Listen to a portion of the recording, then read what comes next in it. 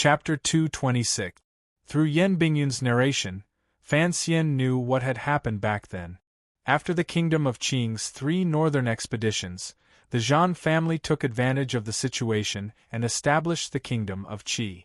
However, the founding emperor had unfortunately died 12 years ago, leaving behind only the Empress Dowager and the emperor, who had only been a few years old at the time, in the empty palace. Although the kingdom of Qing had stopped moving north, the ruthless Chen Pingping would not let go of this opportunity. He secretly supported and instigated some of the nobles of the previous dynasty and the Zhan family in Shangjing. In the end, it became a situation to force the emperor to abdicate. Seeing that the Empress Dowager and the emperor were about to be dragged out of the palace by the rebels, Ku He moved into the palace as a friend of Commander Zhan Qingfeng. At that time, 3,000 soldiers and horses surrounded the palace. Ku He sat in front of the great hall. Behind him were the pitiful mother and son, and a large group of trembling eunuchs and serving girls, holding candles and brooms. Faced with countless spears and arrows, Ku He sat alone in front of the great hall. No one dared to make a move. Then, the Empress Dowager's brother, Chang Ningho, crawled out of a sewer hole in the corner of the palace. He secretly contacted Shen Zhong of the Brocade Guard and gathered a group of forces loyal to the royal family to return to the palace. Only then did they stabilize the situation in Shangjing in northern Qi. After the incident, Ku He did not pursue the matter, and the Empress Dowager maintained her silence. Although the nobles who tried to force the emperor to abdicate were fine at the time, they did not meet a good end in the future. So no matter how one looked at it, the reason the Empress Dowager was able to sit safely in the palace was because of Ku He's reputation and unfathomable power. Ku He is so cool, Fan Xian said, slapping his leg in admiration. One man blocking 1,000 men. Even if there were millions of them, he would still go forward. So strong, so strong. Yan Bingyun looked at him.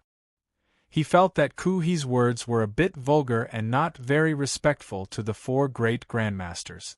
As one of the 4 great grandmasters, Ku He is aloof from the world. But if he shows his stance, no matter who it is, they have to be cautious. Fan Xian shook his head.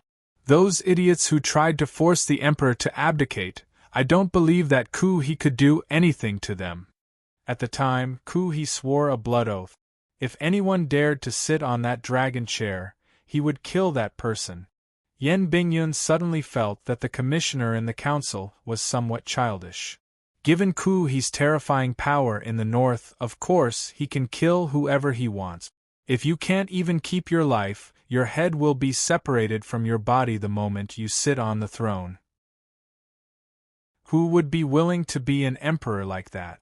Great Grandmaster. Fan Xian frowned.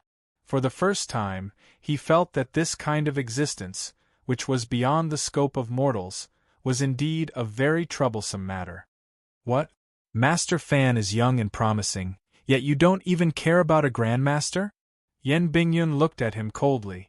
Fan Xian smiled and didn't say anything. He had only met one of the 4 great grandmasters, Yi Luyun. At the time, he only felt that his singing was pleasant. As for Uncle Wu Zhu, who was nameless but was actually on the same level as the 4 great grandmasters, Fan Xian had grown up with him, so naturally, he couldn't feel excited. Let's continue talking about Shangjing. Fan Xian raised his hand. If the Empress Dowager listens to Ku He, and Ku He wants Xiao En dead, Yan Bingyun interrupted. Master, why are you so sure that Ku He wants Xiao En dead? I have my sources of information, Fan Xian smiled. He didn't say anything about Haitang, nor did he say anything about the secret of the temple. He continued. Then Shang Shanhu will inevitably fall to the emperor's side. Only by gathering all the power of the emperor's party can we save Xiao En's old life. Master Yan, do you think we can gain something from this? Yan Bingyun shook his head. Suddenly, he thought of something. He smiled. Actually, when it comes to power, Northern Qi has never been weak. In these 4 years, I don't know how much I've seen, but I believe that compared to the kingdom of Qing, Northern Qi will never be able to win. Fan Xian didn't know why he had suddenly come to this conclusion. He was a little confused. Yan Bingyun laughed with great satisfaction. Just look at how the court will send Xiao En back to Northern Qi. In the past year, the balance and peace that the Empress Dowager and the Emperor have struggled to maintain will be broken. I truly admire the person in the court who planned this. The person who planned Xiao En's return was the eldest princess. Fan Xian's eyes were calm, but he was laughing coldly in his heart. There is nothing to admire. You have to know that this deal came at the cost of you. What do you mean? Yan Bingyun frowned. Fan Xian said, it was the eldest princess who sold you to the court of Northern Qi. Then, she arranged with Shang Shanhu to exchange Xiao En for Northern Qi. Even if there is some disturbance in the court of Northern Qi because of Xiao En, do you really think it will cause any big waves? You are nothing more than a pawn being manipulated by nobles. A pawn should have the self-awareness of a pawn. For someone like you to admire the hand that is holding your head, I really don't understand. These words were a little harsh. Fan Xian did it on purpose. He wanted to plant a seed of hatred in Yan Bingyun's heart for the eldest princess. Unexpectedly, Yan Bingyun's face was calm, as if he hadn't heard. Instead, he continued to plan. We cannot interfere in this matter. Xiaoen's life and death have moved even Ku He. The diplomatic mission is in a foreign country, after all. It is impossible for us to interfere, and there is no need for us to interfere. I agree with your view. Fan Xian looked at him. But there is one more thing that I need your opinion on. Fan Xian told Yan Bingyun about what had happened to Cui a few days ago. Yan Bingyun's expression didn't change. What does Sir want to do? Fan Xian was silent for a while. But since he had already begun, he naturally continued. According to the Council's wishes, we will gradually reduce the benefits that Xinjiang has gained from the north. The Council's wishes. Yan Bingyun looked into Fan Xian's eyes. I hear that the commissioner may be in charge of the palace treasury next year. Fan Xian smiled as if he hadn't heard him. Sir Yan, you have been imprisoned for half a year, but you are still very well informed.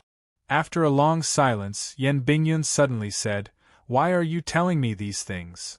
Because you are most familiar with the routes in the north. If there comes a day when we need to pull in the net, then from now on, I must begin to keep a close eye.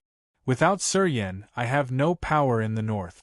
Yan Bingyun calmly said, Sir Fan, you think very highly of me. I have never thought of you as a simple patient, Fan Xian said calmly.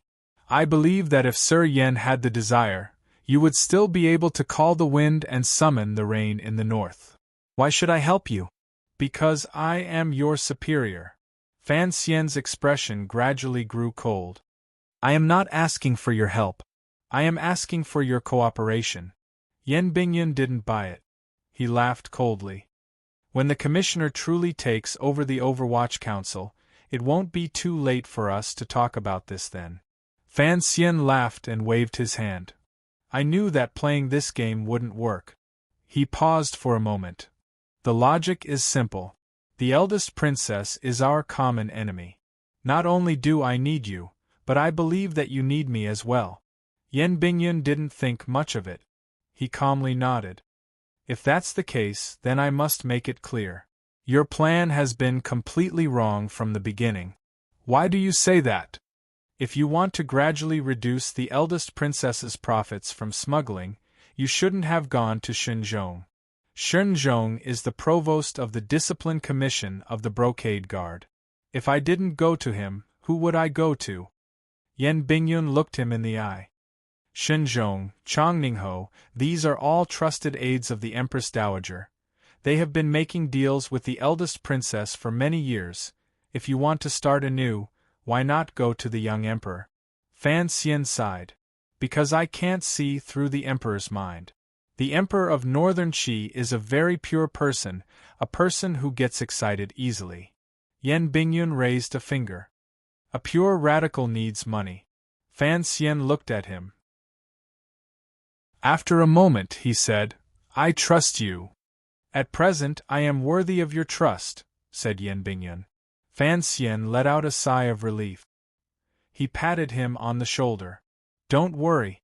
Although the world is theirs now, it is still ours. Having said that, he left the room, leaving Yan Bingyun behind to reflect on those strange words. For the next 3 days, the diplomatic mission was still dealing with diplomatic matters with Northern Qi. Fan Xian and Yan Bingyun were secretly plotting in the room. Gradually, Yan Bingyun no longer hid anything. He analyzed the information he had, and very clearly established a guiding ideology for Fan Xian's future actions. Action was better than inaction. He needed to use delaying tactics in Xinjiang, and so did the Empress Dowager. Only the palace needed to be contacted. Fan Xian had once wondered if he should pay a visit to General Shang Shanhu, but Yan Bingyun had coldly stopped him. Yan Bingyun felt that there was no need to do these things. If the other party needed it, they would naturally come to him. Fan Xian's actions after entering Shangjing were, in Yan Bingyun's professional eyes, a complete mess. Fan Xian silently accepted the lesson. He knew that in these matters, he was not as good as Yan Bingyun. In addition to chatting, they also talked about reorganizing the spy network in the north. But Yan Bingyun clearly did not trust Fan Xian's abilities, so he never relented. One day, after eating, Fan Xian suddenly said, That Lady Shen is very capable. She actually knew that you were hiding in the diplomatic mission, and came to you again. Yan Bingyun's face was as cold as ice, and he was as heartless as a flowing cloud. He said lightly, inform Shenzhong. He will take care of his daughter's matter. Fan Xian glanced at him. He truly did not understand how this young official had honed such a cold and heartless will. Chapter 227. The diplomatic mission of the Kingdom of Qing had quietened down, and now it was the turn of the other powers to be anxious. Shopkeeper Xing often came to deliver wine, and humbly conveyed the greetings of Xinjiang. Shenzhong had also invited Fan Xian a few times, but Fan Xian found an excellent excuse to decline. Shenzhong had no way of getting angry. On the contrary, Chang Ningho felt his heart ache at the loss of a fat piece of meat that had been at the tip of his tongue. Perhaps there was some agreement between the eldest princess and Shang Shanhu, but Xinjiang did not have a deep foundation in Northern Qi. They still needed the help of the Overwatch Council. After Fan Xian's persuasion, Yan Bingyun finally agreed to his plan. He was prepared to use the network he had been building over the past 4 years. The news from the south seemed to show that the Qing court was as stable as Mount Tai, without a single ripple. However, the Overwatch Council's report mentioned that there had recently been a few strange murders on Shandong Road. Although the murderers had killed ordinary people, their methods were extremely cruel. This was a case of the Ministry of Justice, but it had never been solved, so the 4th Bureau of the Overwatch Council had taken over. Fan Xian did not pay much attention to this murder case, and Yan Bingyun did not pay attention either. After all, the matter in Shangjing was enough of a headache, and the two of them were planning something sinister. Fan Xian's reason for declining all the invitations was very good. For the past 2 days, he had often been chatting with a village girl. Given her status, neither Shenzhong nor Chang Ningho had the guts to steal guests from her. In a quiet alley in Shangjing, a man and a woman were strolling and chatting. Their words floated lightly, disturbing the butterflies that were nesting in the flowers. Nature is heaven and earth, and man is heaven and earth. The so-called unity of heaven and man means that human affairs must follow the natural path of heaven and earth. Only then can the two be harmonious. Harmony is only a facade. What do you think is the unity of heaven and man, and the connection between heaven and man? Oh, I'm not sure about that. I just think that man follows the earth follows the heavens, heaven follows the Tao, and the Tao follows nature. Only then can there be harmony. Or harmony. Harmony is the highest. Master Fan, what you have said today is completely unconventional. I am truly impressed. Although she said she admired him, Haiteng still put her hands in her pockets and dragged her feet. Her expression was serene as she walked on the street like a lazy woman. There was not a trace of admiration on her face. Fan Xian rubbed his nose in self-mockery. Just like that day in the palace, he imitated Haiteng's sweeping footwork. Fortunately, this street was relatively quiet. Otherwise, if the two of them were to walk like this, they would probably be laughed to death by bystanders. Seeming to guess what he was thinking, Haiteng said, I just feel comfortable walking like this. As for what other people think, I really don't care. Fan Xian thought about it for a moment and realized that it was quite true. People loved ease and hated work.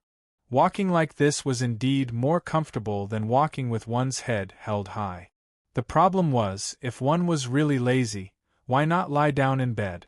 As he thought this, his mouth naturally said, I still feel that lying on the bed is more comfortable. If Miss Haiteng is willing, we can lie on the bed and talk about literature, talk about life. Haiteng glanced at him. Fan Xian smiled a little embarrassedly and did not explain anything. He really did not have many romantic thoughts about Haiteng, but for some reason, chatting with her always made him feel very relaxed.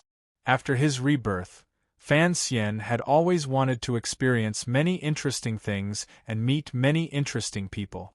This visit to northern Qi was largely to satisfy this spiritual need of his. Although there had been assassination plots along the way, and things had not been very interesting, Fan Xian had gotten to know two interesting people, Yan Bingyun and Haiteng. Fan Xian felt that it had been worth it. I heard that Master Fan met with Master Shen Zhong a few days ago?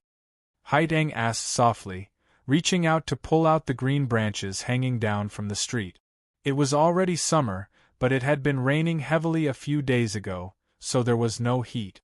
The trees and flowers were still in the spirit of spring. Fan Xian nodded. We parted on bad terms. He knew that although he was above the court, he could see that the power of his faction was still biased towards the Empress Dowager, so he guessed why Haiteng had asked this. Parted on bad terms? Haiteng smiled, her face gentle. I am just curious. Master Fan, why did you hurriedly throw out that proposal? Were you not afraid that it would affect your reputation as an official if it got back to the south?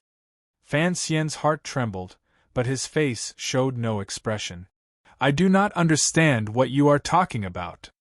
Haiteng said, the Empress Dowager was very tempted by your proposal. Fan Xian's face darkened slightly. Miss Haiteng, you should know that these days I have been in seclusion, refusing guests. The reason why I came out to accompany you when you spoke was because I felt that although you had acted against me at Wudu, you are, after all, an unworldly master. You would not talk about these petty matters of the world. Miss Haiteng, you have disappointed me. If I did not say these things, I am afraid you would be even more disappointed, Master Fan. Haiteng's mind was clear, and she would not be fooled by Fan Xian's flowery words. The Empress Dowager invites you into the palace. Fan Xian chuckled and cupped his hands in salute. Thank you for your trouble, Miss Haiteng. Earlier, Master Fan, you said that sincerity is the way of heaven, and sincerity is the way of man. Haiteng's bright, jewel-like eyes looked at Fan Xian in a trance. Since you know the way, why not? Isn't it easier to deal with people with sincerity? Fan Xian took a deep breath and slowly circulated the strange, tyrannical Jinqi in his body, resisting the pressure coming from Haiteng. He smiled. Dealing with people with sincerity can be divided into big and small. Sincerity to people is a small way, and sincerity to the world is a great way. Miss Haiteng, if you treat people with sincerity, why don't you tell me what secret Shao-En has that even an unworldly master like your master is tempted? Sincerity to the world. Haiteng's lips curled up slightly. My master is sincerity to the world, so I cannot say much. But the secret in Shao-En's heart has kept him alive for 20 years. If that secret were to spread among the common people, I fear that the world would be in chaos for 20 years. Fan Xian was startled. He knew something that no one else knew. Based on what Haitang had said, could it be that there was some danger in the temple?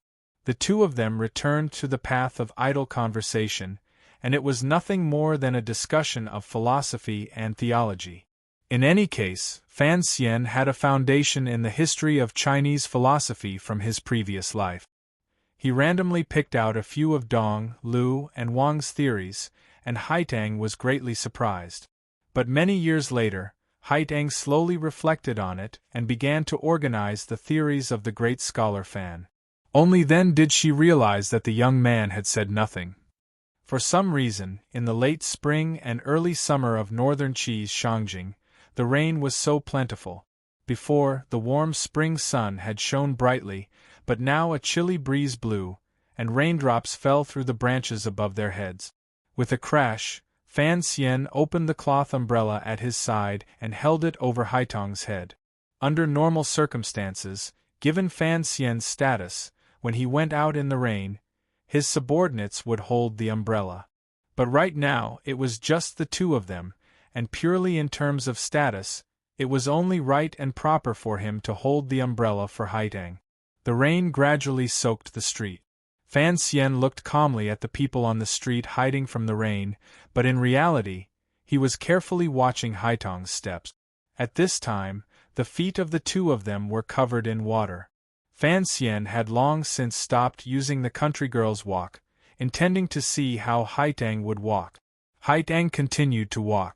Fan Xian shrugged his shoulders helplessly. Only now did he realize that although Haitang's feet were dragging on the water, there seemed to be some kind of invisible power under her shoes, supporting her whole body. The soles of her shoes were not touching the water at all.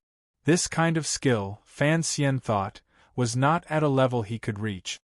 He couldn't help but laugh at himself. Haitang floats on water. Haitang ignored him and continued to walk. Fan Xian sighed. I don't believe that you can walk comfortably like that. I don't like that man called Yan Bingyun, Haitang suddenly said. I think that Miss Haitang has always lived deep in the mountain palace. You shouldn't have had any contact with the great scholar of the Qing kingdom.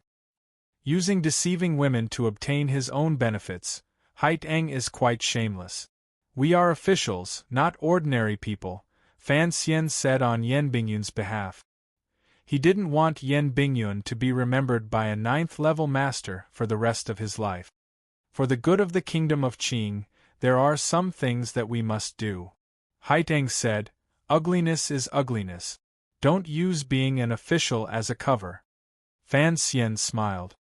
Although being emotionless may not necessarily be a true hero, if one's heart is too soft, how can one survive in this chaotic world? Master Fan, do you believe that today's world is chaotic? The minds of the people are confused. Master Fan, do you believe that only chaotic times can produce heroes? I do not seek to establish myself as a hero. I only seek to be a man with a clear conscience. The two of them talked and stopped. They had already reached the outskirts of a small temple. At that moment, the rain had coincidentally stopped. This place was far away on the outskirts of the capital. It was very quiet, without a trace of human presence. A leaf fell on the stone steps in front of the temple. The temple door was slowly pushed open. Fan Xian looked at the woman sitting by the incense table in the temple. After a moment of absent-mindedness, he bowed. Miss Si, long time no see. The corners of Haitang's lips curled up. Master Fan, you want to be a man. I did not expect that, as I expected, you are a man who has tender, protective feelings for the fairer sex. With a swish, Fan Xian gathered up his wet umbrella and looked at Si Lily, who had risen to greet him. He smiled. Being emotionless may not necessarily be a true hero. How can a man who has tender feelings for the fairer sex not be a man? Chapter 228. A heartless man is not necessarily a true hero. How can a compassionate son not be a true man? Haiteng repeated slowly. Her face returned to her usual smile, and she led Fan Xian through the wooden door of the little temple. Master Fan. Si Lily curtsied. Fan Xian, with a warm and distant smile, cupped his hands in greeting. When did you enter Shangjing, Miss Si? Thanks to your good fortune, I entered the capital 3 days ago. I had a safe journey. Thank you for your concern. Si Lily slowly lowered her eyelids. She was still wearing the light green robe she had worn during the journey. The weather was hot, and she was not afraid of catching a cold. Fan Xian quietly said a few more words to her. Haiteng watched calmly from the side, but there was a glimmer of a smile in her eyes. How could the unfamiliar expressions on their faces escape her eyes? Fan Xian felt a little strange. Why had Haiteng brought him to the temple where Si Lily was staying? And where were the palace nannies who had always served Si Lily? Did Haiteng not know that as a foreign official, he should maintain a distance of 3,000 miles from the woman the Emperor of Northern Qi wanted? This is where I live. Haiteng explained the confusion in Fan Xian's heart. It is not convenient for Lily to enter the palace, so His Majesty has asked me to take care of her. Fan Xian laughed bitterly. Only now did he remember that Si Lily had once said that these two girls were close friends in the Northern Qi Palace. He suddenly thought of something. Could it be that he also lived in the palace? Although the temple was far away, Fan Xian still had some reservations. After a few casual words, he said to Haiteng, I will wait for you outside. Without waiting for Haiteng and Si Lily to reply, he left the door and waited outside in the courtyard. After he left, Haiteng quietly looked at Si Lily. After a moment of silence, she suddenly said, I brought him here to see you. Don't you have anything to say to him? Si Lily raised her head, and a trace of confusion flashed across her charming face. She said quietly, I said I don't want to see him, and I reckon he doesn't want to see me either. Right now, he is outside the door, and I don't know how he will complain about you.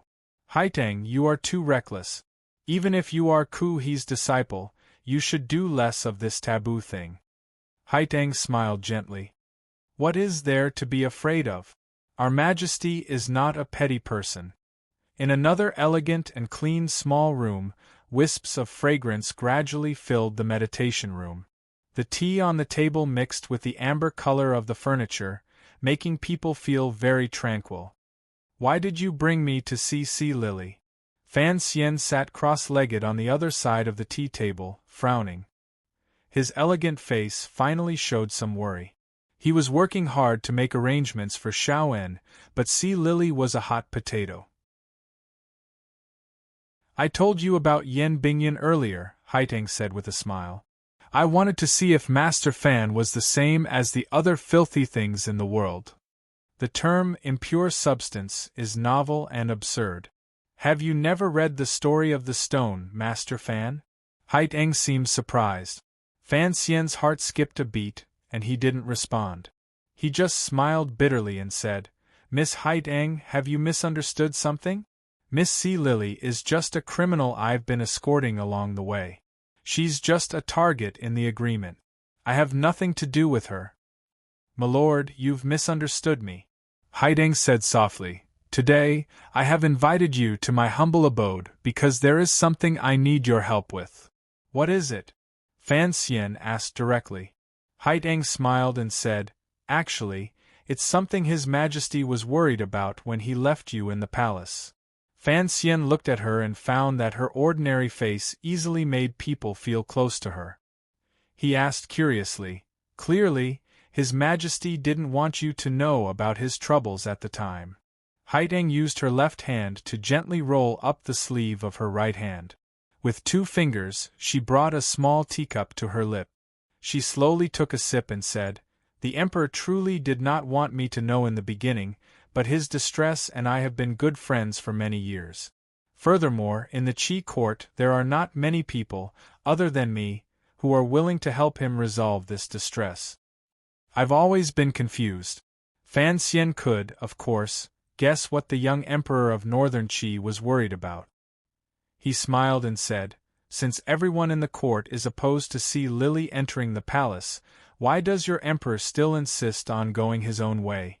Looking at the current situation, see Lily can only temporarily stay in Miss Haitong's residence, and presumably the Empress Dowager won't allow her to enter the palace. Master Fan, are you suspecting that there's more to this matter? Correct. I've never believed that there's such a thing as affection in the royal family. For some reason, Fan Xian was faintly unhappy, and his words were much sharper. Haitang stared at him calmly. After a while, she said, Emperors are also people. How can you say anything about the matters between men and women? Fan Xian shook his head and thought of the emperors of his previous world. Perhaps Emperor Xuanzong of Tang was an exception, but in the end, didn't Yang Guifei turn into a wisp of a fragrant soul at Maui? Master Fan is already married, Haitang said casually. Fan Xian was slightly surprised. He thought of his wife at home, and of their first meeting in front of the incense burner in the temple of Qing. He couldn't help but smile, full of happiness. Haitang looked at his facial expression and sighed to herself. She smiled and said, I hear that Master Fan and your wife are very close. If someone tried to stop you two from being together, what would you do? Fan Xian raised his eyebrows and did not reply. But if there really was someone in this world who dared to come between him and Wanner, that person must be seeking death. Gradually, he seemed to understand the feelings of the young emperor in the palace. But when he thought of how the emperor admired Si Lily, Fan Xian still felt a little strange. Even though the agreement between him and Si Lily was that they were only in a mutually beneficial relationship, Haitong's request was actually what Fan Xian wanted. If Si Lily couldn't enter the palace, the only thing that would be lost would be the Overwatch Council of Qing. He just couldn't guess why she would want to find him. Haitang said, No one in the court is willing to help His Majesty welcome Si Lily into the palace. You should know that Si Lily's identity in the south is problematic. After all, I am limited by my status and have no right to speak in this matter. Fan Xian laughed coldly. She's working for Northern Qi. He then asked, Do I have any right to speak? I'm just a foreign official. After Wudu, this matter should have nothing to do with me. Haitang smiled. His Majesty and I only wish to borrow your wisdom, Master Fan. Fan Xian couldn't help but laugh. He gently smoothed down the hair on his head with his fingers. Miss Haitang, you truly think highly of me. Haitang calmly said, Master Fan was originally a nameless person, but in a year's time, you've become the world's most famous immortal poet, a powerful figure in the South. If you say you have no wisdom, no one in the world would believe you. I'll think of something, but I don't know if it will work. Fan Xian picked up a cup of tea and drank it in one gulp. The key is still the Empress Dowager. If she isn't willing, nothing will work. Haitang stood up and bowed slightly. I thank you in advance. It seems that the relationship between you and Si Lily is not shallow. Fan Xian bowed in return. If I ever need your help in the future, I hope you will remember the friendship between us today. Haitang expressionlessly replied, As long as it doesn't involve the politics of our country, I promise to do so. Fan Xian said, Don't worry. What I want you to do may never happen. If it does, it will only be an internal problem of the Kingdom of Qing, and you won't have to go against the natural order that you've always pursued. That's good. Haitang relaxed a little. As the head envoy of the South, all of Fan Xian's movements in Shangjing had to be monitored by the court of Northern Qi. This was a tacit understanding and habit between the two sides, so it was rare for him to have complete freedom of movement. But today was an exception. Fan Xian was taking a stroll with Haitang, and Haitang clearly didn't like the rats of the brocade guard following them, so they walked together under an umbrella. It looked like they were strolling leisurely, but they had thrown off all the spies. He believed that the brocade guard wouldn't have the courage to follow them even after Haitang had clearly expressed her hostility. After leaving the wondrous little temple where the two girls lived, Fan Xian stretched. He didn't see any familiar brocade guard around the corner. A happy smile appeared on his face, and he walked into an alleyway at the corner of the street. There was no clear sky after the rain. Only a cool breeze blew the dew that fell from the branches, brushing past his cheek. Thinking of Sea Lily and the Emperor, Fan Xian still didn't quite understand. But the topic that Haitang had just mentioned made this 17-year-old man's thoughts return to the capital, to the side of his wife and sister. Homesickness began to rise, and a warm feeling began to fill his chest. Occasionally, pedestrians passed by the alley. Some laborers were pushing handcarts, taking shortcuts to get to the shops where they worked. Fan Xian's face wore a gentle smile, as beautiful as the sun, and he slowly walked toward the alley. A handcart came from behind him, and as it brushed past him, Fan Xian flicked his wrist, and the black dagger he had been holding in his palm stabbed horizontally. With a muffled squelch, the dagger pierced the throat of a spy dressed as a laborer. The cold blade entered the flesh, and the man fell to the ground. In the next moment, Fan Xian was already stepping on the overturned handcart. His whole body floated to the end of the alley like a shadow. His fingers held a poisonous needle, and he stabbed it into a major acupoint in the chest of a man. His left hand strangely shot out from under his right armpit, and 3 crossbow bolts shot out at the same time, nailing a stunned man to death. With a backhand slap, he shattered the neck of the paralyzed man. Fan Xian took off his clothes, turned over, and used the rain hat to cover his face and his sunny smile. He pulled the crossbow bolts from the dead man's body and walked out of the alley.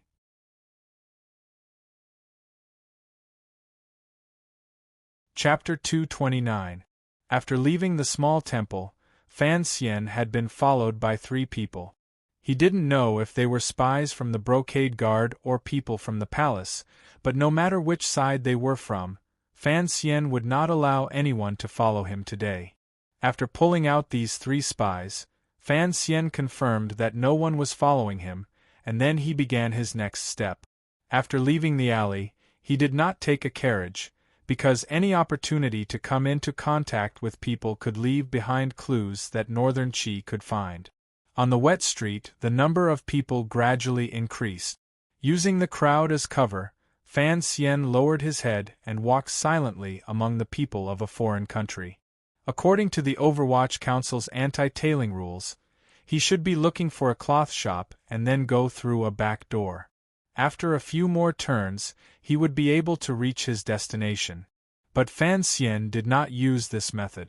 First, he was confident that no one was following him. Second, he thought that if he made too many turns and came into contact with too many people, it would be easier for him to be discovered. Along the way, he carefully snuck into an official's manor. Coincidentally, it began to rain again in Shangjing.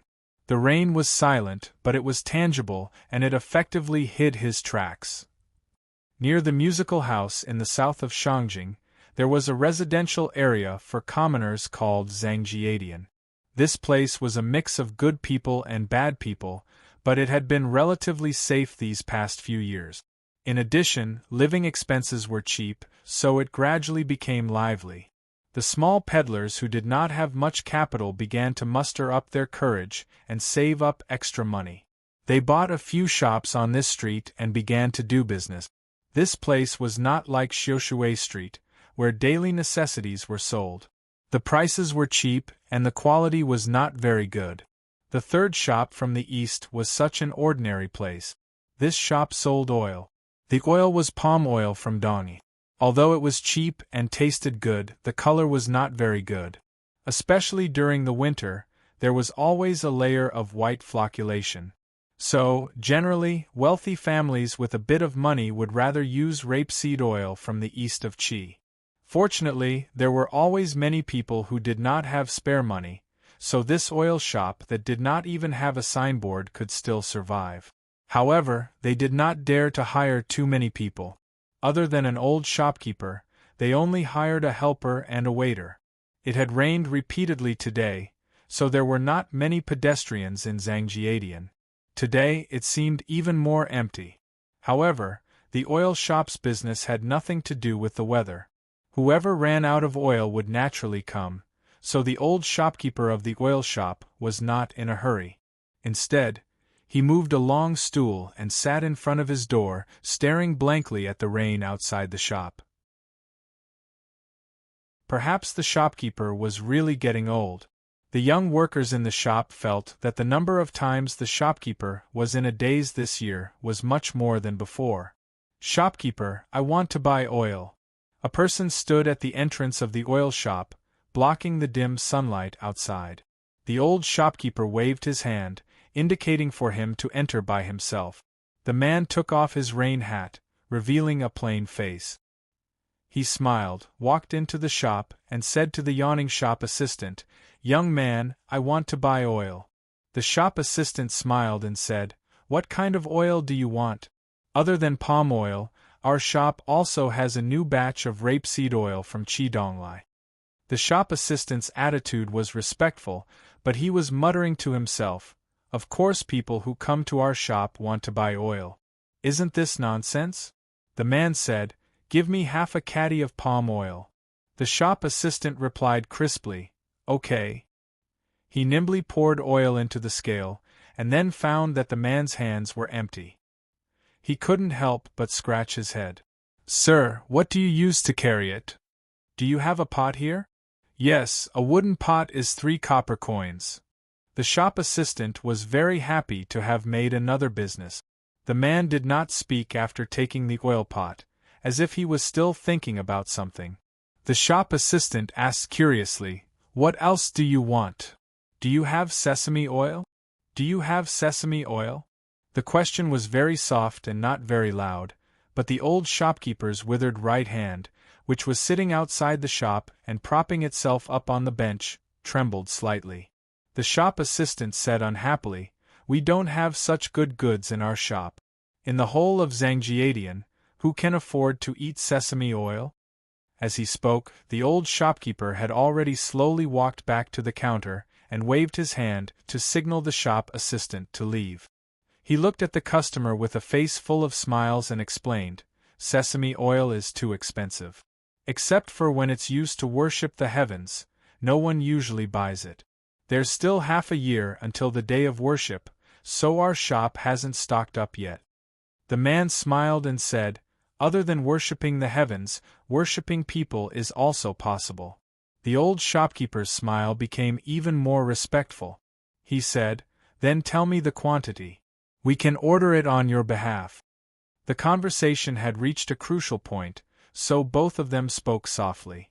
However, that person's memory must be very good, so he was able to clearly state the weight of the next batch without any ambiguity.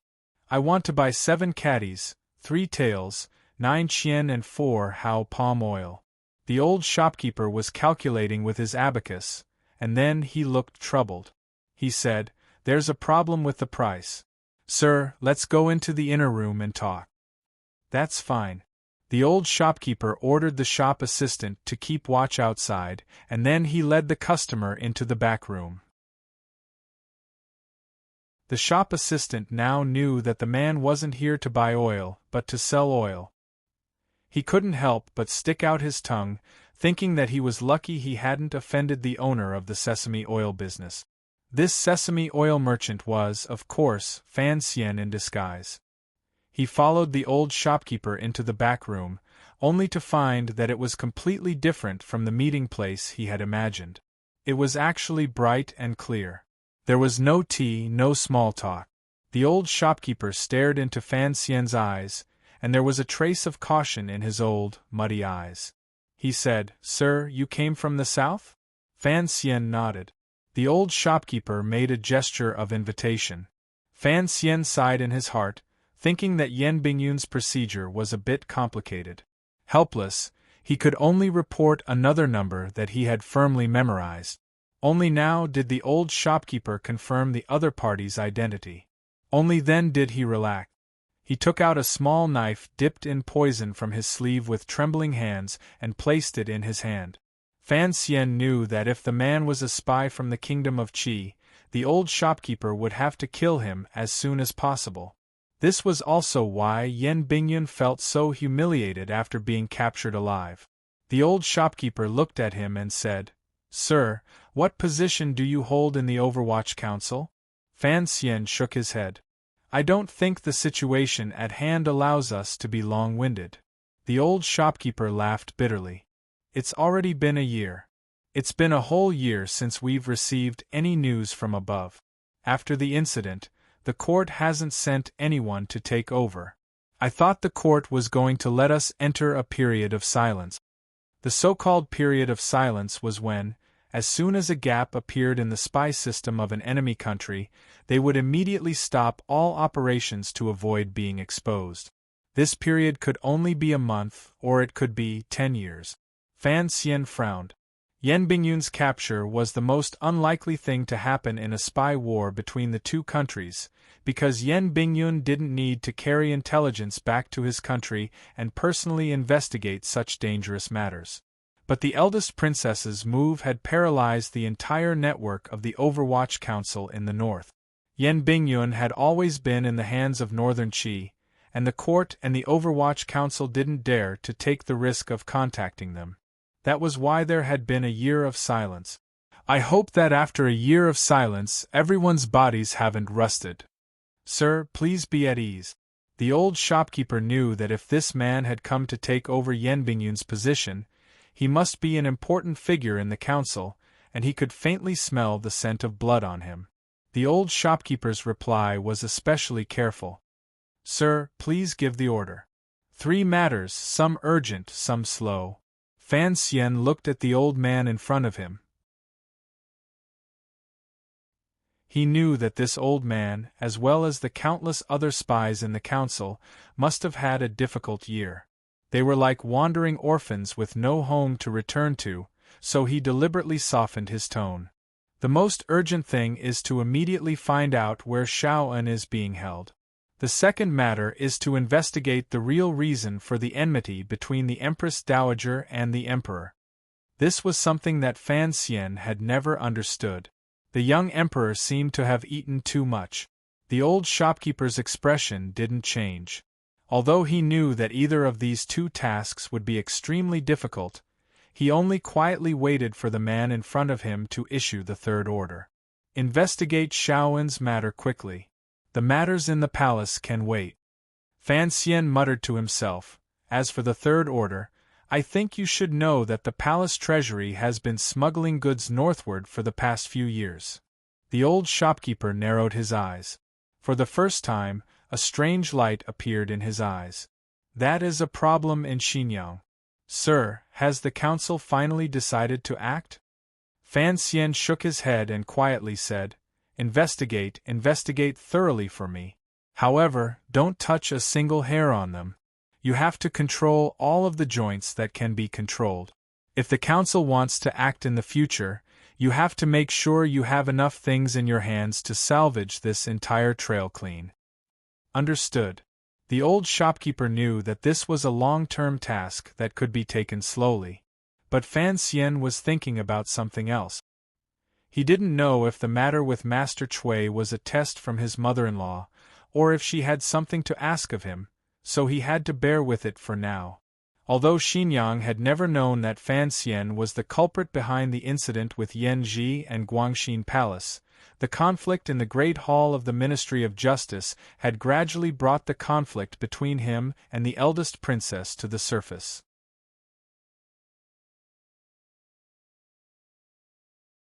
Chapter 230. How should I reply, sir? This was a crucial point. Fan Xian didn't know how Yan Bingyun had managed to communicate with his subordinates, so he didn't dare act rashly. He only said quietly, "Within 2 months there shouldn't be any specific executors coming to Shangjing, but I will temporarily assign someone to be responsible for contacting you." The old shopkeeper looked worried. "Sir, please be careful. Although the brocade guard of Northern Qi couldn't compare to the Red Cavalry of Northern Wei in the past 20 years since Shao'an was captured, I still have to consider the children under me." Fan Xian nodded. This was why the Overwatch Council hadn't dared to take the risk of contacting these orphans, even after a year. He said quietly, "Don't worry. The person I'm looking for is the one least likely to be followed in the council." Without question, he was talking about Wang Qinian, the one who had spent his entire life following others, but had never been followed by anyone. He couldn't stay in this place for long. After saying a few more words, Fan Xian got up and prepared to leave. Before he left, he suddenly said, "Change the secret signal."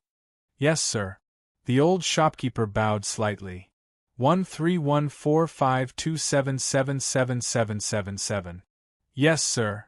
The old shopkeeper repeated the seemingly random number without a single mistake. Fan Xian nodded, somewhat satisfied.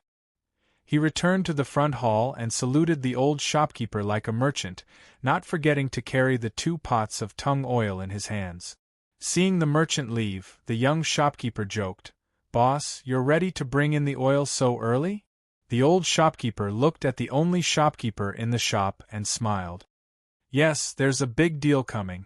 The shopkeeper thought to himself, could his shabby oil shop be like those oil merchants in Dongyi and do a few big deals? A few hundred caddies of business was a big deal. The young man couldn't help but look down on the shopkeeper's lack of ambition. On the way, Fan Xian carefully disposed of the oil in his hands. He didn't dare give it to the beggars on the street, nor did he dare throw it away. One of the most important rules of the Overwatch Council's secret agents was not to underestimate the enemy's ability. Although Shenzhong, the commander of the Brocade Guard of Northern Qi, did not appear to be very powerful in that rainy night in the brothel, Fan Xian knew that was definitely just a facade. After cleanly disposing of the oil pot, Fan Xian set out on his way back to the diplomatic mission. The sky was already dark, and there were few people on the road.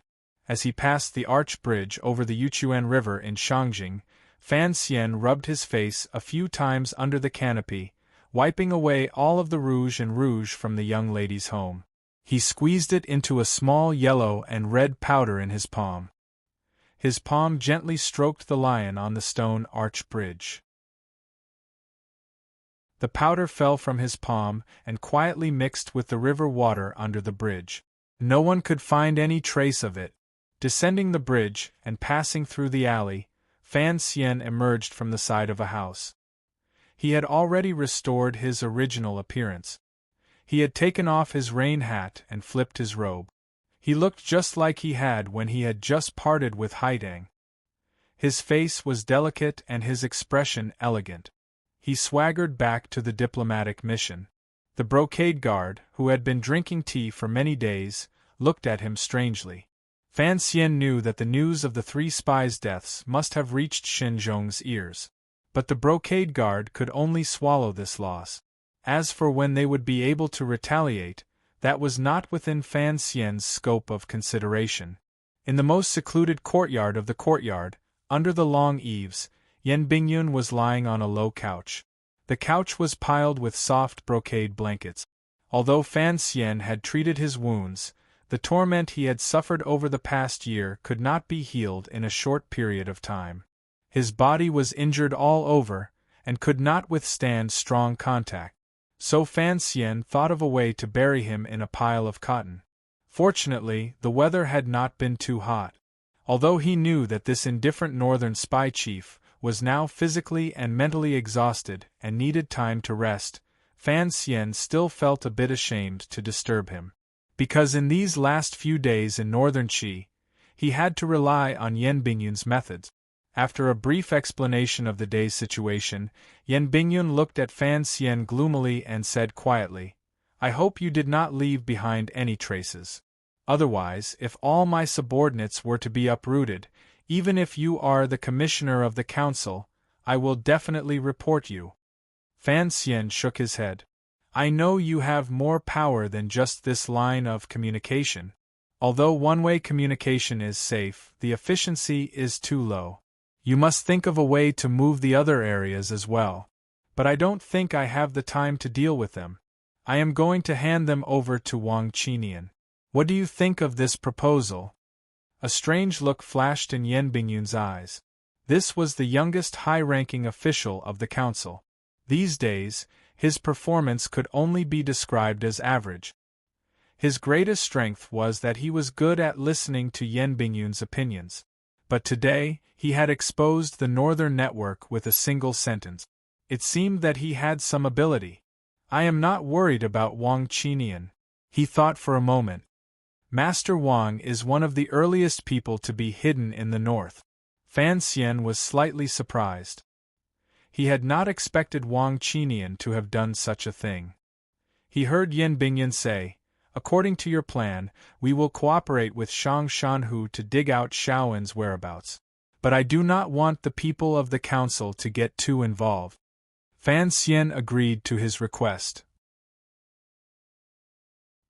He knew that Yen Bingyun did not want the people hidden in the north to sacrifice too many lives for the sake of the internal strife of the court. "Don't worry. I know what I am doing." Yen Bingyun frowned. Shang Shanhu is a lion. Unfortunately, in the deep waters of Shangjing, he could not find a place to borrow his strength. That is why he sought the help of the eldest princess. As officials, it is only natural that you and I act according to the will of the eldest princess. However, you must know your limit. I believe that the day Shang Shanhu makes his move to save Shao'an will be the day the Empress Dowager and Shen Zhong purge the army. Fan Xian knew that this cold-faced official of the Overwatch Council had guessed what he wanted to do, so he didn't say anything more. He only said quietly, "This is exactly what I want to see. I will not underestimate Shen Zhong's ability to monitor Shangjing. Let them fight it out. In any case, it will not harm the kingdom of Qing." Leaving the rear courtyard, Fan Xian found Wang Qinian and gave him the task. Wang Qinian remembered the string of numbers clearly. He knew that in the following days, he would have to shoulder this dangerous and important task. He was not the old shopkeeper of the oil shop. He was Fan Xian's most trusted aide, and so he gathered his courage and asked, 131452777777. "Master, this string of numbers seems to represent something." "All my life, I love money money money." Fan Xian laughed. In the dialect of Danzhou, the pronunciation of money and 7 was very similar. The old shopkeeper of the oil shop had been doing well these past few days. He had sold a few barrels of oil, and a piece of information hidden in the dark began to circulate through the northern department of the 4th Bureau of the Overwatch Council, which had been silent for a year. It did not take long for the spies, who had disguised themselves as the various commoners of northern Qi, to receive their first task after a year. The information began to be fed back through various channels. It was summarized at several points on the line, and finally delivered to the oil shop in Zhangjiadian. At the same time, the Qing diplomatic mission held a few banquets, and their drinking capacity had increased considerably. Naturally, shopkeeper Xing of Xiushui Street could not help but make a few trips to the diplomatic mission's courtyard, and flatter Fan Xian a few times. He believed that from Fan Xian, he had obtained the information that Xinyang and Shang Shanhu had always wanted. The person who handled a lot of information and analyzed it, and finally came to a relatively accurate conclusion, was Yen Bingyun. Over the past few days, the sound of his coughing could often be heard coming from the rear courtyard. Fan Xian did not have much to do. After all, he was the head of the diplomatic mission. Drinking and greeting were the proper things to do.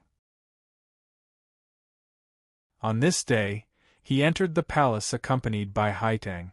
A few days ago, Haitang had told him that the Empress Dowager had invited him to the palace to discuss important matters. Drinking, for Fan Xian, had always been a happy thing, and drinking with the Empress Dowager of an enemy country was not a depressing matter. But when Fan Xian returned to the diplomatic mission, all of his officials and subordinates knew that he was in a bad mood, but no one knew why. Inside the room, Fan Xian looked coldly at Lin Jing. "In this diplomatic mission, am I the head envoy, or is it you, Sir Lin?" Lin Jing was uneasy. "Why do you say that, Sir Fan?" he asked nervously. Naturally, the diplomatic mission will follow your lead. Good, good, good. Fan Xian laughed. Then tell me, Sir Lin, why did the Empress Dowager say that the Princess of Northern Qi was going to be married to the great prince of our dynasty? What a big deal! Why was it that I did not know about this even after I left? You had already made all the arrangements for the princess marriage at the office of the Grand Herald and Taichung Temple. Only now did I know that I had to send off the bride on my way back. Lin Jing let out a sigh of relief. So that was what had happened. He laughed. Sir, he replied, please do not blame me and Sir Linwen. The diplomatic mission only passed on the Empress Dowager's handwritten letter to the Empress Dowager of Northern Qi. How could we, the officials, have known that it was two women who had decided on the marriage of their own children in the letter? When word of this came out of the palace, what could we say? We were supposed to inform you of this, sir, but you have been away from the diplomatic mission for a few days, so we were delayed. Lin Jing rolled his eyes. He knew that this young man was a little angry. He smiled and handed over a letter. The official letter will arrive soon. This is a secret letter from the court, expressing the attitude of His Majesty and the Empress Dowager. Of course, they are willing to carry out this marriage. In fact, there are two other happy events that I wish to congratulate you, Sir Fan.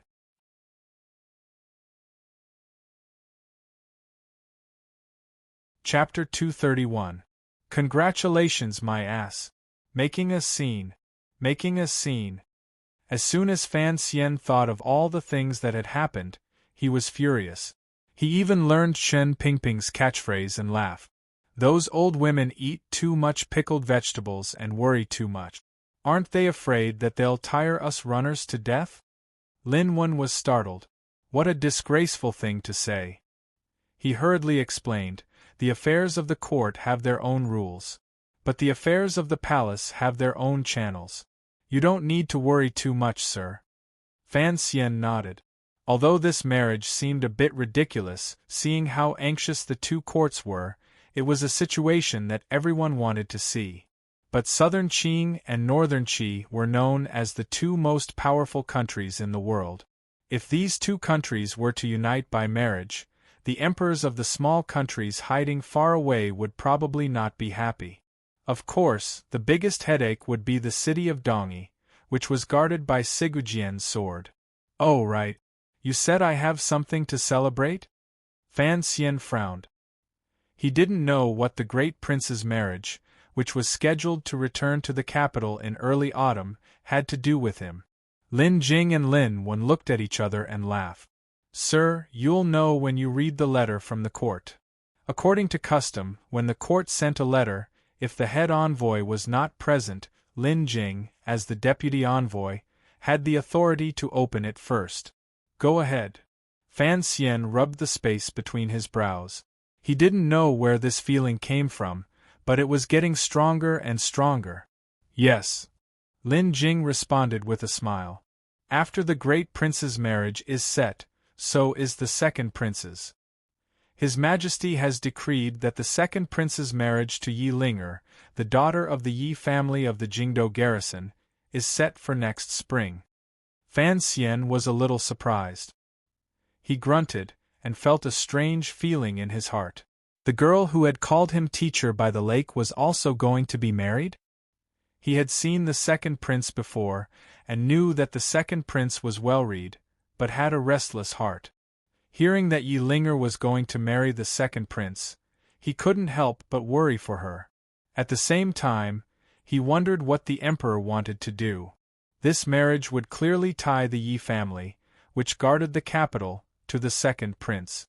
Did the emperor really want to change the heir? Fan Xian's heart jumped, but his expression was unusually calm. He tilted his head slightly and said, "What does this have to do with me?" Lin Wen said with a flattering smile, "Congratulations, Master Fan. Congratulations, Master Fan. His Majesty also mentioned in his edict that the young lady of your manor is virtuous, and that she has been granted marriage to Li Hongqing, Crown Prince of King Jing. young miss of your noble family. Fan Xian was a little confused, and felt a little stupid. Which manner was this? It took him a while to react. Could it be Ruoro? Sister Ruoro was going to marry Li Hongqing? No! To everyone's surprise, Fan Xian suddenly stood up and waved his sleeve. The officials next to him had their mouths wide open. They didn't know why Fan Xian would have such a strong reaction after hearing about his sister's marriage. Everyone congratulated Fan Xian. His congratulations came from the bottom of his heart. Count Sinan was the Minister of Appointments, and was in charge of the Qing Kingdom's finances. Fan Xian was the Commissioner of the Overwatch Council, and His Majesty had arranged for him to marry the daughter of the former Prime Minister. That young lady also had a noble identity that everyone knew, but did not dare mention. Now, even the young lady of the Fan family had been betrothed to Crown Prince Li Hongqing. There was no one else in the court who was so favored by the emperor. Fan Xian's reaction was, no? Fan Xian lost his composure for a moment. Out of the corner of his eye, he saw the stunned expressions on everyone's faces. His mind was a mess, but he quickly came to his senses and laughed. That won't do. Li Hongqing visits brothels every day. If he doesn't spend a few hundred jars of fine wine with me, my brother-in-law, I won't let my sister marry him. He hid it well.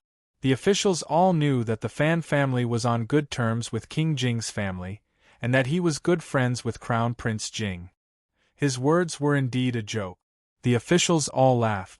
They said that Fan Xian was humorous, and that when they returned to the capital, they would visit him at his manor. Some even said that they would go with Fan Xian to find Crown Prince Jing and extort some fine wine. Fan Xian's eyebrows danced as he happily chatted with the officials. He was very much like a happy brother who had heard that his sister was about to get married. After everyone had dispersed, Fan Xian walked alone to the secluded rear courtyard.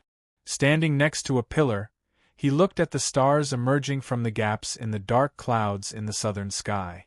He was silent for a long time. His sister was going to get married. His sister was going to get married. Fan Xian narrowed his eyes, watching the dim stars twinkling between the heavy clouds in the night sky. His heart palpitated, and his mind was filled with that sentence. He had long known that this was something that was bound to happen. Not long after he had come to this world, when he was in Danzhou telling the story of Snow White to the yellow-haired girl, Fan Xian knew that the yellow-skinned monkey in front of him would one day get married. In the letters that came and went between Danzhou and the capital, he would occasionally think that the little girl on the other end of the letter would grow up to marry a man. Later, when he came to the capital, he saw that there was a trace of ice and snow hidden between her brows. She was also as intelligent as ice and snow. She saw him as a teacher and respected him as a brother. Fan Xian laughed and thought that if any ordinary man married her in the future, he would certainly have a hard time. But at some point, perhaps from the day Fan Xian guessed his past, Fan Xian began to subconsciously refuse to think about the future of Ruoro's sister. Even when the emperor, who was traveling incognito, told the siblings in the tea-house by the Lujing River that he would arrange a good marriage for Ruoro in the future, Fan Xian still refused to think about it.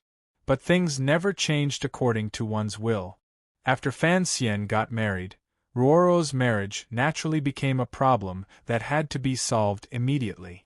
Fan Xian unconsciously gently patted the pillar next to him. His mind was a mess.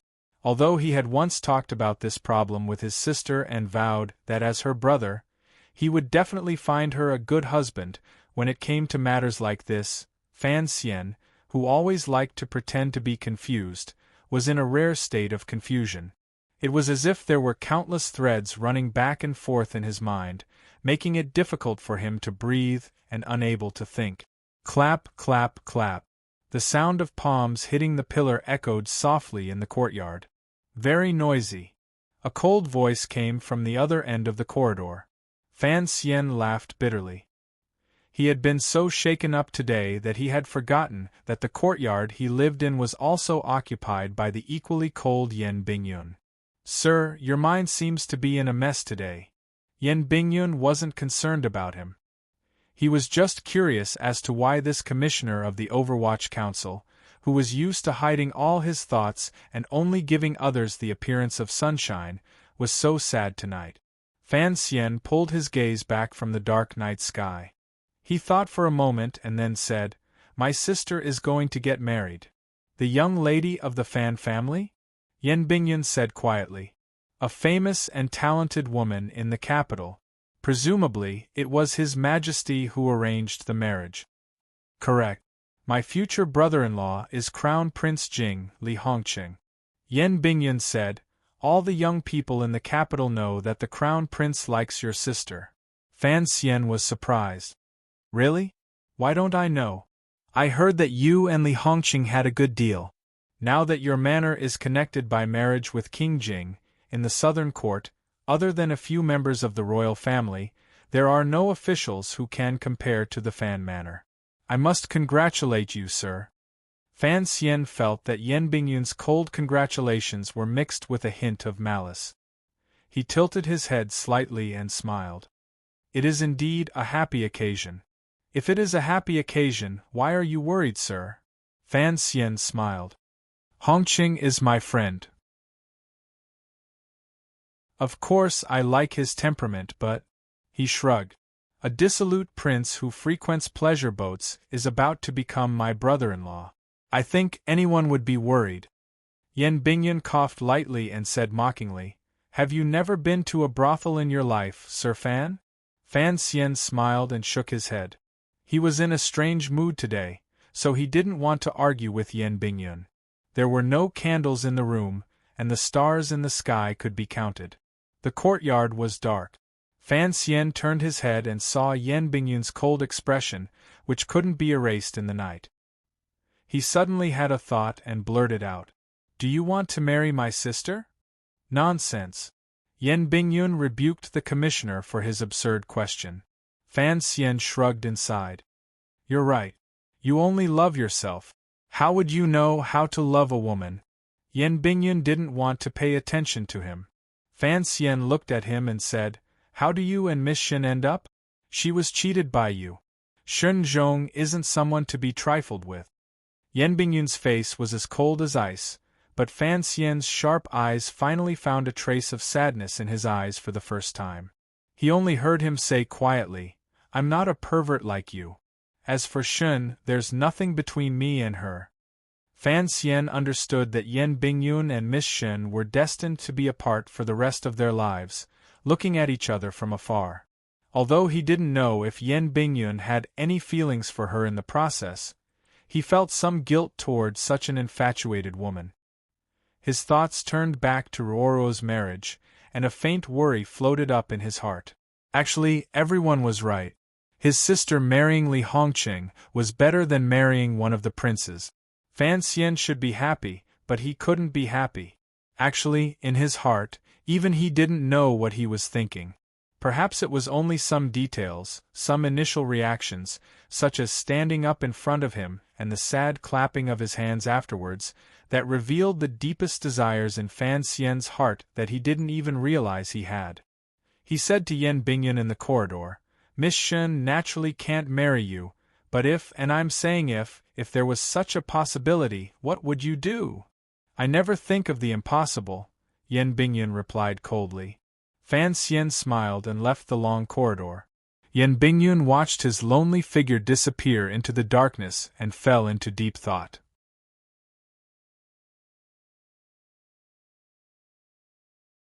Chapter 232.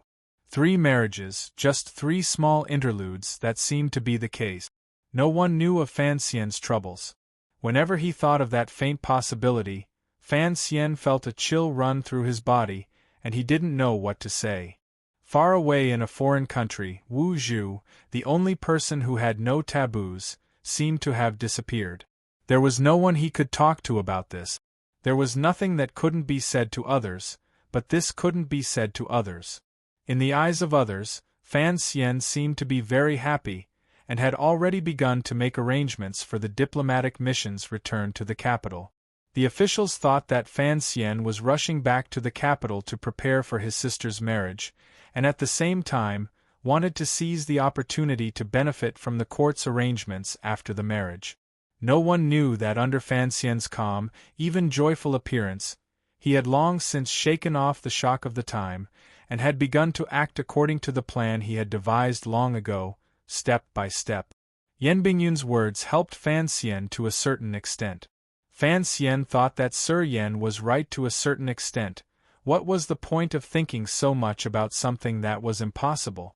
But at the same time, he told himself that if Ruoro was willing to marry as her brother, he would make sure her marriage was glorious, happy, and blessed. Even if Li Hongqing was involved in the second prince's struggle for the throne, for Ruoro's sake, he would ensure the peace of King Jing's manor. Of course, if Ruoro did not want to marry, then it would be a completely different story. Having thought this through, Fan Xian regained his calm, or at least on the surface. He had entered the palace twice these past few days, mainly to deal with the first marriage alliance since the founding of the two countries. This was an important matter, and no one, including Fan Xian, dared to be negligent. What made Fan Xian somewhat happy was that, under the pressure of the harem, Shen Zhong and Chong Ningho had finally lowered their heads. The secret service organizations of the two countries had a preliminary idea of how to distribute the goods from the north through irregular channels, as well as specific measures. In this plan, Fan Xian, as an important figure in both the Overwatch Council and the Palace Treasury, would naturally reap the most benefit. In reality, what Fan Xian was happy about was not the matter itself. Although his plans in the future would require financial support, the gains from smuggling were not as great as Fan Xian's plans. What truly made him happy was that, since he was going to make changes to the channel, then the output of goods from Xinjiang would certainly be reduced, and the income would certainly be reduced. The eldest princess' power would presumably be weakened. Fan Xian also understood that the eldest princess had allowed this to happen because he had promised Xinjiang that he would cooperate with Shang Shanhu and rescue Xiaoan, who was hiding a shocking secret. This seemed to show that the eldest princess still placed the interests of the Qin court above her own. This, which was a bit like an act, surprised Fan Xian. It was also during these few days that the patient Yan Bingyun's ability to plan things was demonstrated to its greatest extent. When Fan Xian held the case file, he couldn't help but sigh in admiration. Yan Bingyun's methods were simple, but they were the safest and most appropriate. They preserved the safety of the Qin forces hidden in the north to the greatest extent. There were many kinds of spies in the Qin kingdom. Yan Bingyun controlled secret agents, such as the oil shopkeepers and the attendants hidden in the manors of the nobles, and even some officials. There were also open spies, such as the shopkeepers on Xiushui Street and the merchants from the south. Their main purpose was to do business, but they traveled the world, so they naturally had to send useful information back to the Qin kingdom. These few days, open spies and secret agents began to exert themselves. The intelligence system, which had been in hibernation for a year, began to awaken, and immediately displayed its powerful investigative abilities. Everything was ready. All that was left was for Shang Shanhu to make his move. Fan Xian and Yan Bingyun sat in the diplomatic mission, drinking wine in a relaxed manner. Fan Xian looked at the extremely cold Yan Bingyun and said, "Sir Yan, you are my subordinate after all. Can you not give me that look every day?" "I am not a flattering subordinate," Yan Bingyun replied coldly. Fan Xian smiled. He knew that this man in front of him, who had been hiding in northern Qi for 4 years, had many different faces. Back then, who could have guessed that the great scholar Yun, the son of a sea merchant, who wandered among the nobles, was actually the head spy of the Qin kingdom? Such a person had to be very good at socializing, and very good at using money and power. Yan Bingyun was treating Fan Xian coldly because he was his superior, and not because he was the target he wanted to deal with. Northern Qi really is stupid. Fan Xian took a sip of tea. I can't believe they let you out so early and let you stay in the diplomatic mission for so many days. If it were me, I wouldn't trade you for 10 divisions. This was an allusion from Fan Xian's previous life. Yan Bingyun didn't feel anything when he heard it, nor was he moved in the slightest. Perhaps they thought the royal court was stupid enough to trade Xiao En for me. Thinking of this, Yan Bingyun still felt a little depressed. But Northern Qi didn't have much use for Xiao En, and they still had to think of a way to kill him. That was stupid to the extreme. Fan Xian sighed and said, "Someone once said that a country is like a person. It can never be a perfectly functioning machine. Often, it changes according to the mood of the ruler. The royal family of Northern Qi was divided, but Ku He's light was too bright, so they imprisoned Xiao En again.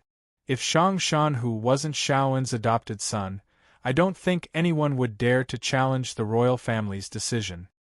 "What about you?" Yan Bingyun frowned. "On the way north, you clearly had the opportunity to kill Xiao En, but you let him go.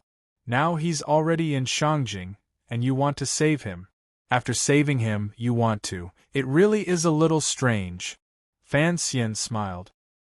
He wouldn't tell anyone about Xiao En's secret, and it was because of this that the process of this matter gradually became absurd and laughable. He thought about it and explained to Yan Bingyun, "This is like playing chess. Although we all want to checkmate the other side's general in the end, the process of moving the pawns is different, and the benefits we gain from it are also different. If he had killed Xiao En on the banks of Wudu, the pawn Fan Xian had intended to abandon might not have been able to return to his country alive, and Fan Xian would never know where the temple was. And this time, he had used all the power of the Overwatch Council in the north to rescue Xiao En. Fan Xian only wanted to set up a common chessboard game, hoping that after so many twists and turns, he could gain something that even Chen Pingping couldn't. If Xiao En doesn't escape from prison, the brocade guard won't be easy to kill. After all, Shang Shanhu's reputation in the Northern Qi military is very high. Xiao En, that old devil. What a pitiful life." A voice sighed. "He's old, and no longer the same as he was. I don't recommend you do it yourself." Yan Bingyun looked at him coldly. "If Ku He really does put down his pride and make a move, how will you survive?" Fan Xian was silent. He didn't dare let anyone else hear Xiao En's secret, so he had to take the risk himself. He slowly tapped the tea table, closing his eyes and imagining himself as a chess player, moving the chessboard clumsily and inexperienced. On both sides of the chessboard were, of course, experienced and far-sighted people, Ku He and the eldest princess, the Empress Dowager and Shang Shanhu. Compared to these people, Fan Xian was nothing. But Wan Tong had no other ability, but he had the courage to flip the chessboard. All the routine work was done.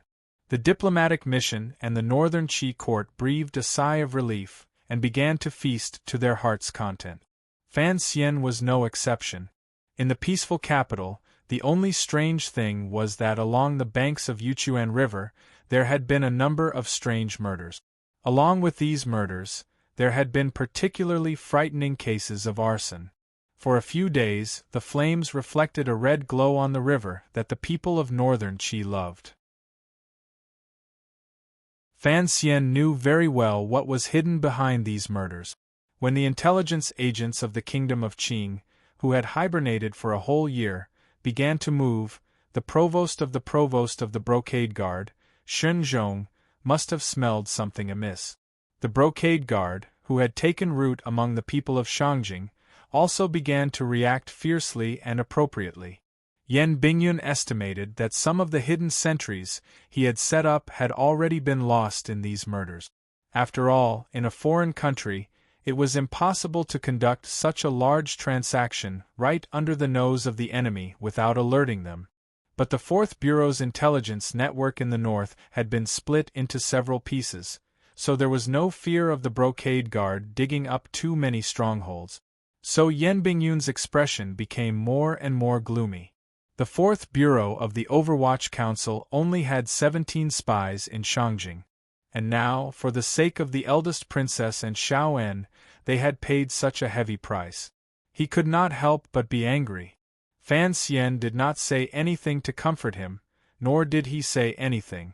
He just continued to drink, seek pleasure, and call in prostitutes. The 6th year of the Tianbao Kingdom, the 6th day of the 6th month of the Great Qi Kingdom. Fan Xian did not believe in the Western legends of the devil from his previous life, so his fingers were steady as he buttoned his cloak. He appeared full of confidence. He carefully sorted out his weapons and medicines. Some were in his belt, some were in his undergarment. Tied to his left forearm was a hidden crossbow that could fire 3 bolts at the same time. The third bureau of the Overwatch Council's secret smoking powder was in a bag about the size of a knuckle on his right wrist. Fan Xian looked at the metal box on the table, which was illuminated by the dim light, and narrowed his eyes. After the box was opened, there were 3 pills, red, blue, and white. They looked strange, and always made people think of some very strange things. The red pill was not small, but the smell of medicine had faded. It was impossible to tell what it was made of. Many years ago, Fei Jie had left it behind because he was worried about the tyrannical Jinqi in his body. Fan Xian thought for a moment, then hid the large longan-like pill in his belt. Looking at the remaining pills, Fan Xian laughed bitterly. He overturned his original idea and put them all away. He might run into that great grandmaster, so it was better to have more life-saving items.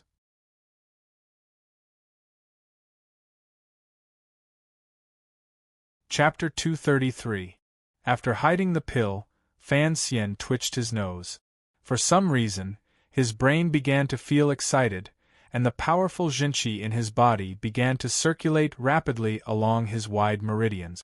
It was as if every pore on his body had opened up, greedily absorbing the yuanqi that might or might not have existed between heaven and earth.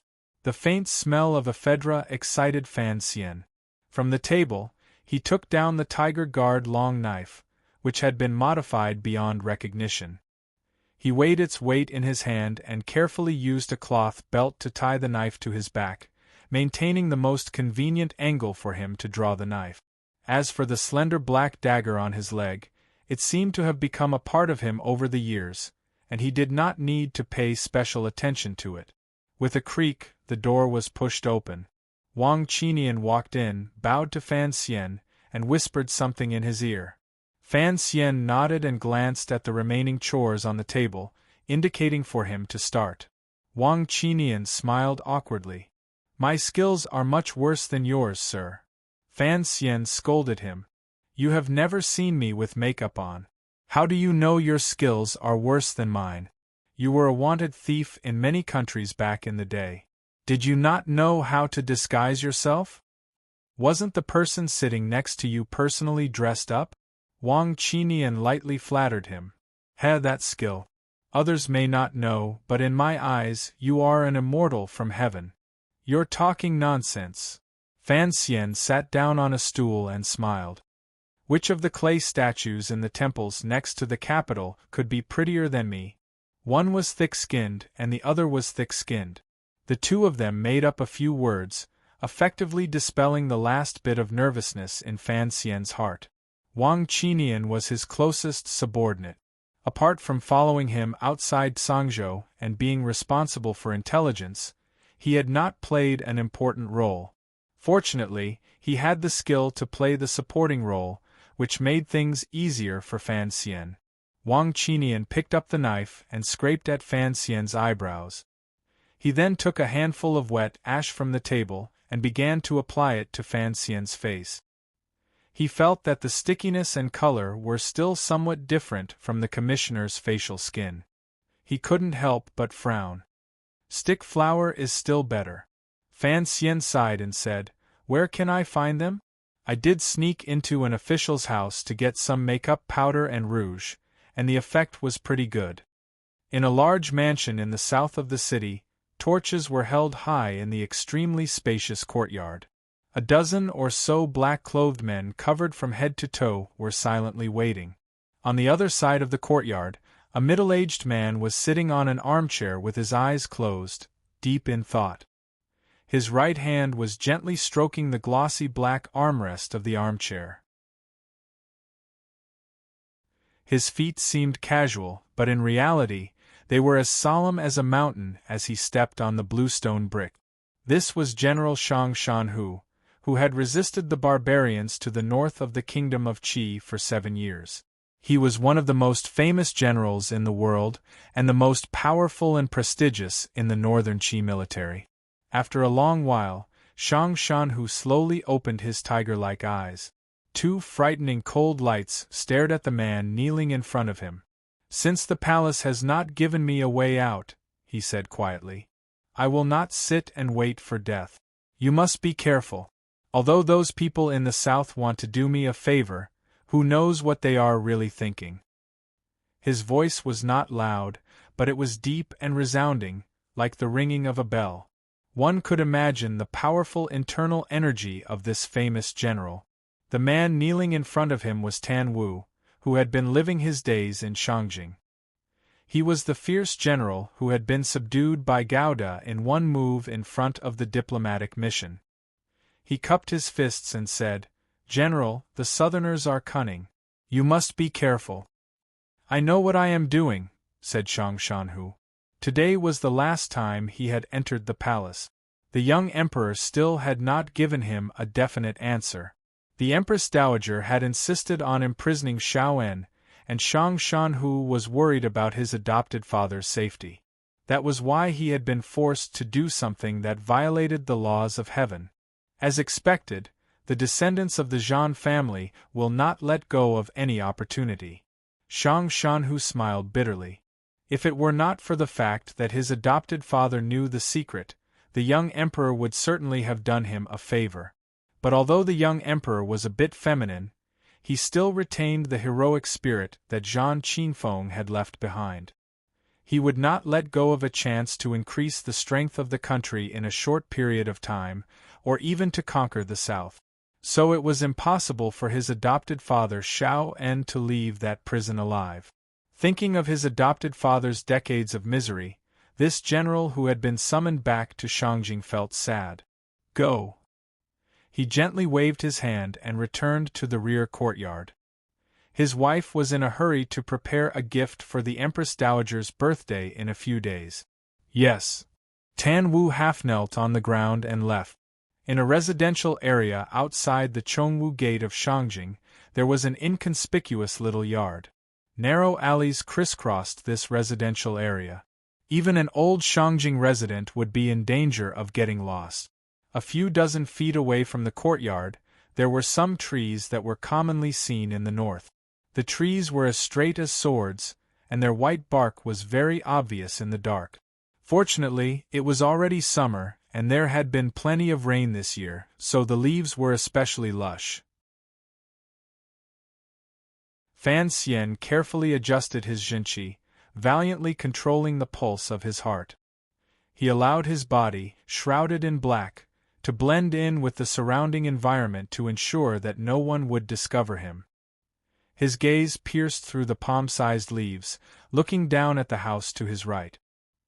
He calmly waited for Shang Shanhu to begin his rescue of Xiaoen. Xiaoen was locked up in that small courtyard. This was the information that the Fourth Bureau of the Overwatch Council had expended a great deal of effort to find out. But tonight, only Shang Shanhu's men had made their move. Yan Bingyun's children had already returned to the darkness. It was unknown whether or not Xinyang would send any aces to help. To rescue a prisoner in Shangjing was a violation of the laws of heaven. Regardless of whether or not he succeeded, the relationship between the royal family of Northern Qi and the military was on the verge of breaking. Thinking of this, Fan Xian, who was lying on the branch like a koala, couldn't help but feel great admiration for a certain noble in the south. Although the eldest princess was a crazy woman, she was indeed a very powerful crazy woman. From the day she turned around and sold out Yan Bingyun, it seemed that she had calculated all the changes that followed. No matter how they changed, the Qing court would receive great benefit. This woman was truly not simple. The night gradually deepened, and the courtyard under the tall tree was still quiet. In the distance, a baby was crying by the riverside. Nearby, an old horse was weakly chewing on hay. The stars in the sky were hidden behind the clouds. The leaves beside them ruffled in the night wind. This night seemed to be the same as every other night in Shangjing. There was nothing out of the ordinary. Without warning, Fan Xian, who was lying on the branch, opened his eyes and looked down at the courtyard. The prison break had begun. A carriage slowly drove up to the door of the small courtyard. At the same time, a small cart covered in grey cloth was quietly pushed up to the back wall of the courtyard. The defenses in the little courtyard did not seem to notice anything strange. Fan Xian, who was looking down on the world from high up in the tree, saw all of these actions clearly. A middle-aged man stepped out of the carriage. At the same time, Fan Xian noticed that a few black shadows had already disappeared around the courtyard. Who is it? The brocade guard responsible for guarding Xiao En was extremely vigilant. Half of his body peeked out from the wall. In his hand was a heavy crossbow, aimed at the middle-aged man standing at the door of the courtyard.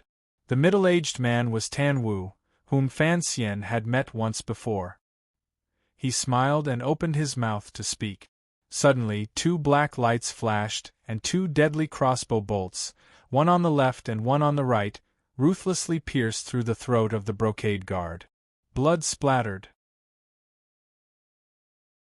The brocade guard's neck looked as if it had two iron rods attached to it. It looked incomparably bloody. Attack! Tan Wu gave the order in a quiet voice. What responded to him was a loud noise. A brawny man stepped out of the carriage. He was about 8 feet tall and held a large iron hammer in his hand. He strode to the door of the courtyard. The muscles in his right arm flexed, and he smashed down on the door of the courtyard. Looking at the power of his attack, the wooden door of the courtyard would immediately shatter into countless splinters of wood. There was a loud clang, deafening everyone present. Indeed, many splinters of wood flew everywhere, but the door did not break. Inside the wooden door, there was a layer of steel plate.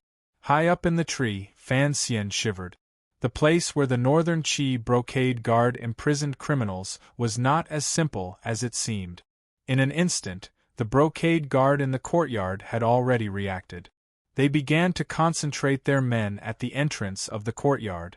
As the brawny man smashed down with his hammer, even the steel plate door began to creak and tremble. It seemed as if it could not withstand another few blows. A series of battle cries rang out, and a dozen or so black-clothed men climbed up the wall, clashing with the embroidered uniform guards inside. These black-clothed men's martial arts cultivation was not ordinary, but the most powerful thing about them was the murderous intent contained within their moves. Every move they made was accompanied by the power of wind and thunder, as if they were ready to risk their lives. These brocade guards, who had been guarding the bustling city of Shangjing for many years, were no match for these soldiers. Fresh blood covered the night, and they were quickly defeated. Fan Xian watched all of this coldly from the tree. He knew that Shang Shanhu's men were breaking down the door because Shaoen's legs had been crippled. He could not walk. He watched the brawny man smash the steel door like a laborer, and couldn't help but think to himself, "Smash the wall." He seemed to have forgotten that it was he who had ordered Shaoen's legs to be smashed.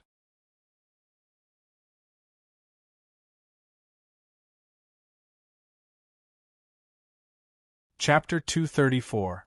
The sound of a broken gong rang out. The steel plate that had been sandwiched in between the wooden planks had finally been smashed by the burly man. No one cheered, not even the brocade guards in the courtyard cried out in alarm. The courtyard door fell with a creak, and the brocade guards, who had been prepared for this, shot through the air with their thin crossbows. It was extremely dangerous. The burly man's right arm had long since become numb from the dozen or so strikes, and the zhenqi in his body had been completely used up.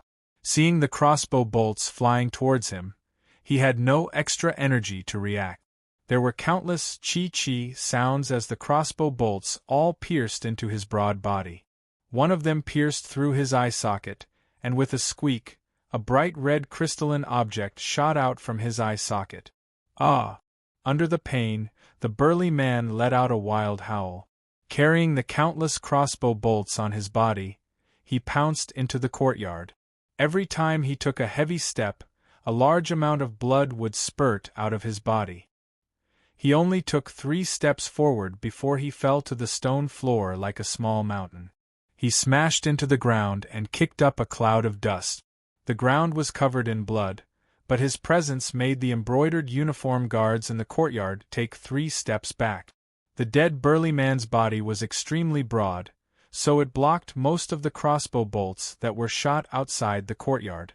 Using his body as cover, Tan Wu and the remaining experts floated in like a gust of wind.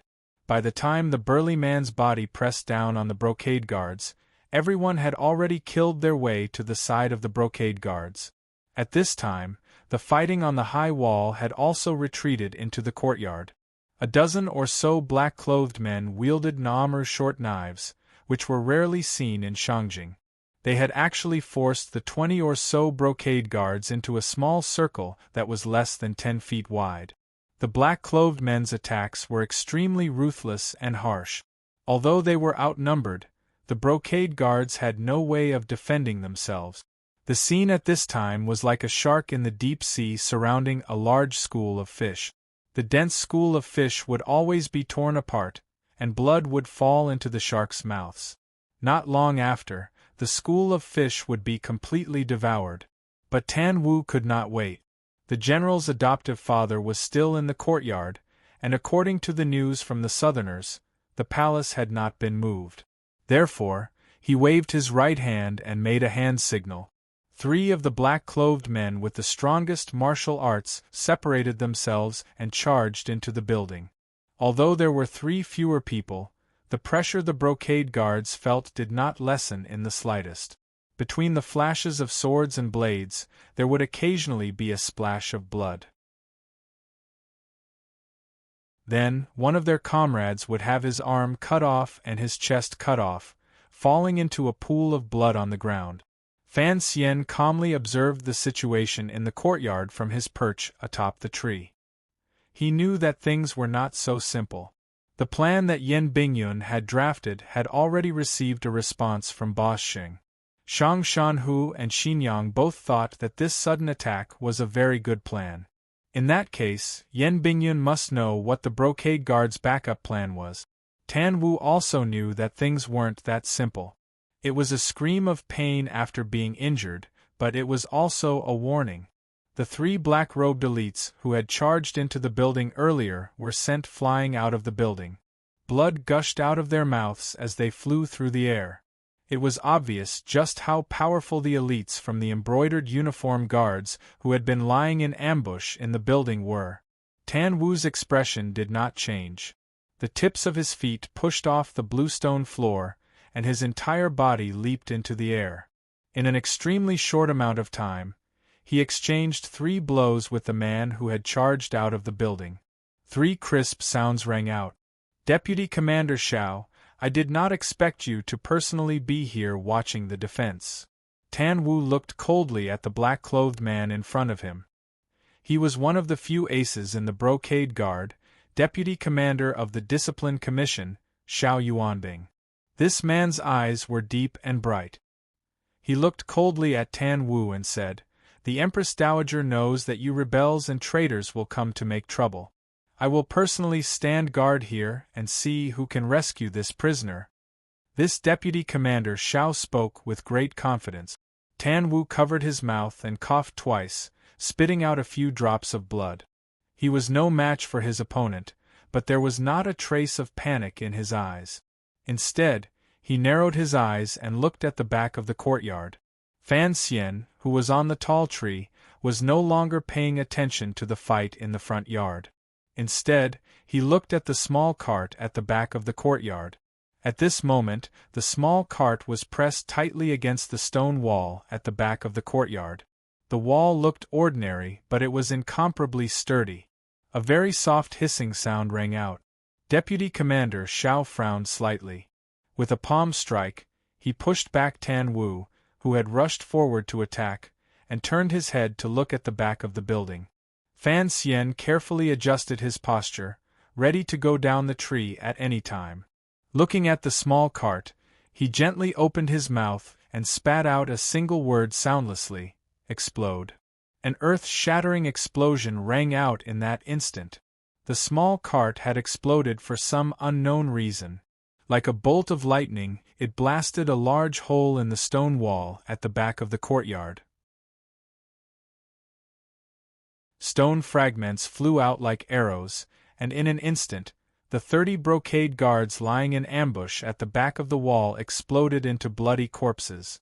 This was the greatest sincerity that the Overwatch Council had shown to Shang Shanhu. A cart of secret explosives from the 3rd Bureau had finally come into play. Of course, this was something that Fan Xian had arranged, but he hadn't expected the 3rd Bureau to be so sincere. He couldn't help but feel some lingering fear. Don't be afraid that Xiaoan, who was in the building, would be blown to death. As the stone fragments fell to the ground, there was a rustling sound. A jet-black carriage fearlessly drove up to the gap in the back wall. A few people rushed into the courtyard, braving the falling stones and dust that covered the street. Not long after, these people ran out of the gap, carrying a person who couldn't move easily. They got on the carriage and rushed to the mouth of the alley in the distance. From afar, the person on the back could be seen. His hair was white and unkempt. It was Xiaoan. But strangely, Fan Xian slightly narrowed his eyes, but didn't go down the tree to follow. At the back wall, the valiant carriage disappeared into the night, leaving behind only the clattering of hooves and the sound of the wheels rolling over the stone road, echoing in the silence of Shangjing. Deputy Commander Shao was held up by Tan Wu's fearless tactics, and had no time to pay attention to the shocking changes at the back wall. Today, Shang Shanhu's faction had stormed the front gate, but they had secretly ambushed the rear wall. The entire defensive strength of the small courtyard had been drawn to the front yard. Deputy Commander Shao had carefully placed 30 brocade guard machete men in ambush at the rear wall. But no one expected that after that loud bang, the expected sounds of fighting did not ring out as they had expected. Thinking of that loud noise, Deputy Commander Shao couldn't help but feel his heart palpitate. That kind of noise shouldn't be human. Could it be the wrath of the gods? Thinking of this, his hands gradually slowed down. Taking advantage of this opportunity, Tan Wu roared and rushed forward with his fist. His whole body was forced to retreat. After paying the price of the lives of a few of his subordinates, the remaining 8 or 9 men in black had already killed their way out of the courtyard, ready to disappear into the night. Ta ta ta ta. Unexpectedly, the carriage that had disappeared into the night, for some unknown reason, actually came back at high speed. Tan Wu was shocked and led a group of men in black back. They met up with the carriage at the fork in the road south of the courtyard. He shouted, "Why didn't you leave?" The carriage was full of broken marks. It was obvious that it hadn't been made by stones, but by some long-range weapon. The good soldier sitting in the driver's seat had a look of despair on his face. He said in a hoarse voice, "General, we've been ambushed." After saying this, the man released his left hand from the terrible wound on his chest. His head tilted and he fell to his seat, unable to get up again. The horse pulling the carriage was lucky enough to not be injured, but it seemed to sense the death of its master and kicked its hind legs uneasily.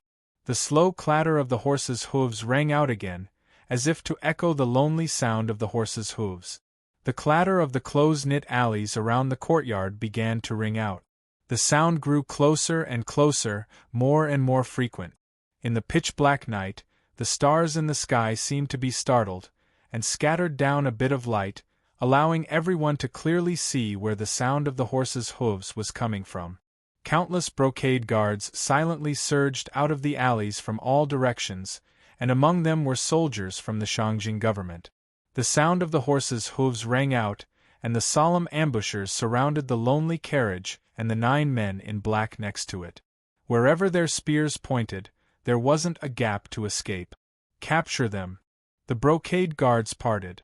The provost of the Discipline Commission of the Brocade Guard, Shun Zhong, smiled and said, "General Shang Shanhu has given me this opportunity. Many thanks, many thanks." Failing to rescue the prisoners, Shun Zhong had finally found a chance to bring down Shang Shanhu. Given the current situation, he could not help but be happy. There was no despair on Tan Wu's face, nor was there shock. There was only incomparable anger and resentment. In the plan to rescue the prisoners tonight, he had already thought about what would happen if they failed. As one of Shang Shanhu's personal soldiers, he had no thoughts of cherishing his life. But Tan Wu was still very angry. In the plan, he knew that Shun Zhong might have an ambush, and his side had already prepared for it.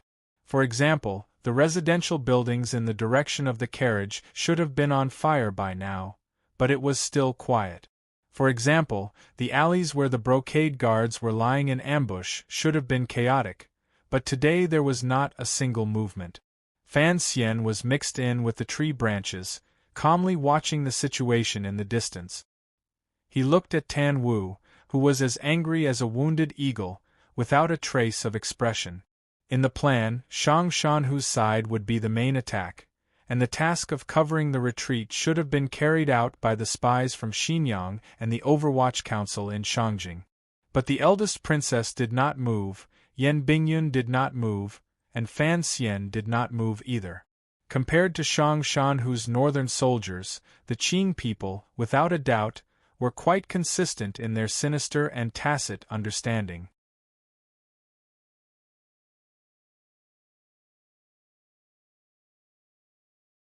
Chapter 235. In the autumn of the 5th year of Tianbao, the young emperor promised Shang Shanhu in a secret letter, "I will bring Shao En back to the empire." So Shang Shanhu abandoned the northern stronghold he had run for decades, and returned to Shangjing with only Tan Wu and his bodyguards. He believed that the emperor never went back on his word. Shao En returned to the empire, but the emperor refused to release him, because he wanted to know Shao En's secret. At the same time, the Empress Dowager wanted Shao En dead, because he did not want Shao En's secret to be known by anyone. Because the brocade guard kept a close eye on him, Shang Shanhu did not have any powerful allies in the capital. But because of his reputation in the army, both the Empress Dowager and the Emperor had to give him face, and did not dare to push him too far. This was a situation that the northern Qi royal palace did not want to see. So if they could find an opportunity to weaken Shang Shanhu's power or reputation, they had to seize it. Like today. Shun Zhong looked at Tan Wu beside the carriage. He knew that after this incident, even if he could not convict Shang Shanhu, as long as he captured Shang Shanhu, his former personal guard, he believed that Shang Shanhu's reputation in the military would suffer a fatal blow. Colluding with the Qing kingdom was a crime that no soldier could bear. At that moment, Tan Wu tilted his head and opened his mouth to curse. "Damn the Qing kingdom." Shun Zhong smiled. "I heard that loud noise earlier. Aside from the Third Bureau of the Qing Kingdom's Overwatch Council, who else could come up with something like this? The Qing Kingdom helped General Tan break out of prison. This matter is settled." Unexpectedly, Tan Wu completely ignored him. He only turned his head to look at the 9 subordinates behind him. He had personally trained the commander's personal guards, and many of them had already died tonight. If it weren't for the Qing people's treachery, he would certainly have been able to lead them out of here alive. He turned his head to look at Shun Zhong and suddenly bowed. "Master Shun Zhong, please pass on a message." "What message?"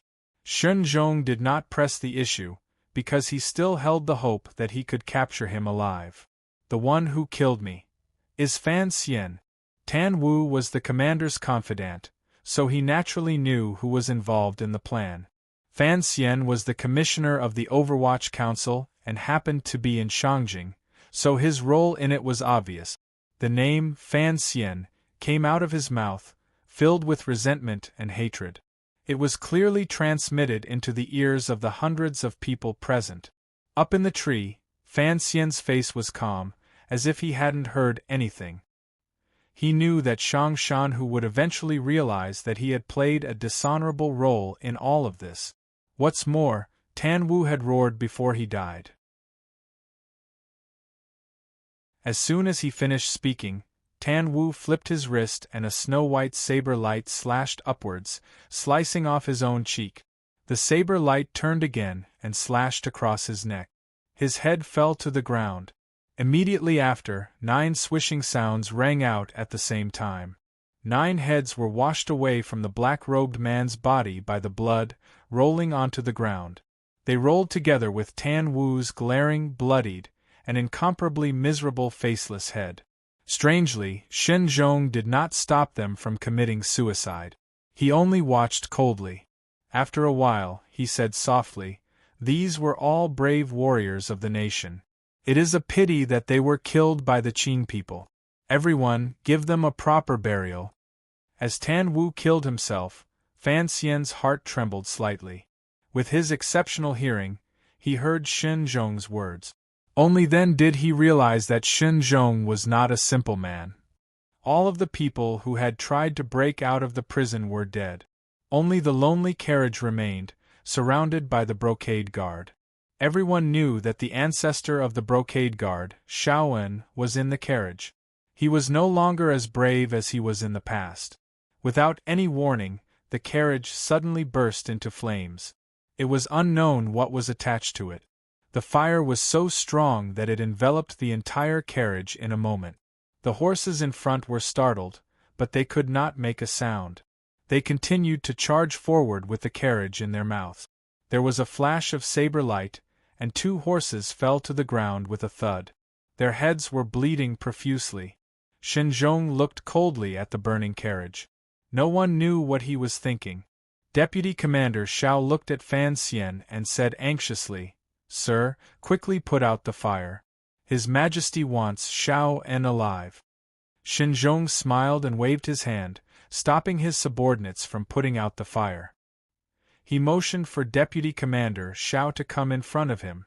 "But the Empress Dowager wants Xiaowen dead," he said quietly. Deputy Commander Zhao's expression froze. He knew that what he had said earlier was a bit impulsive.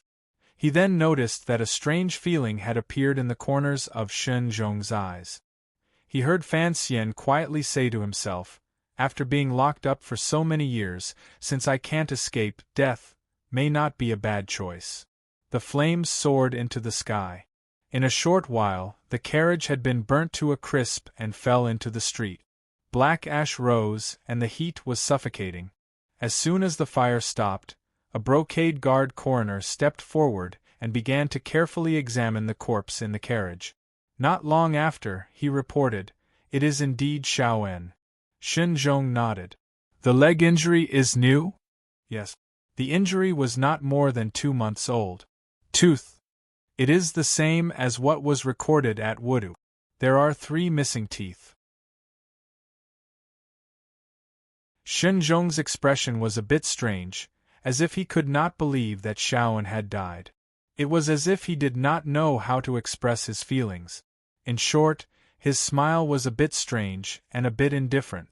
In the southern part of the city, in the residence of General Shang Shanhu, a famous general was talking to his wife. There was a list of gifts on the tea table next to them. Sounds of conversation could be faintly heard in the courtyard. His wife looked worried. "Master, it is the Empress Dowager's birthday. You cannot leave the capital for a few days. What should we do?" In the past, the general's residence would have been quiet at this time, but for some reason, even his wife was not asleep. Shang Shanhu's expression did not change. "Of course I cannot leave," he said in a low voice. "Then the birthday gift." The wife lowered her head and asked for instructions. "Of course I cannot prepare it. Madam, you should prepare your luggage." As they spoke, a stocky man suddenly strode into the back hall.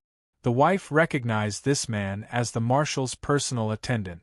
But it was already early in the morning, and he had entered without an invitation. She thought that her inauspicious guess had come true.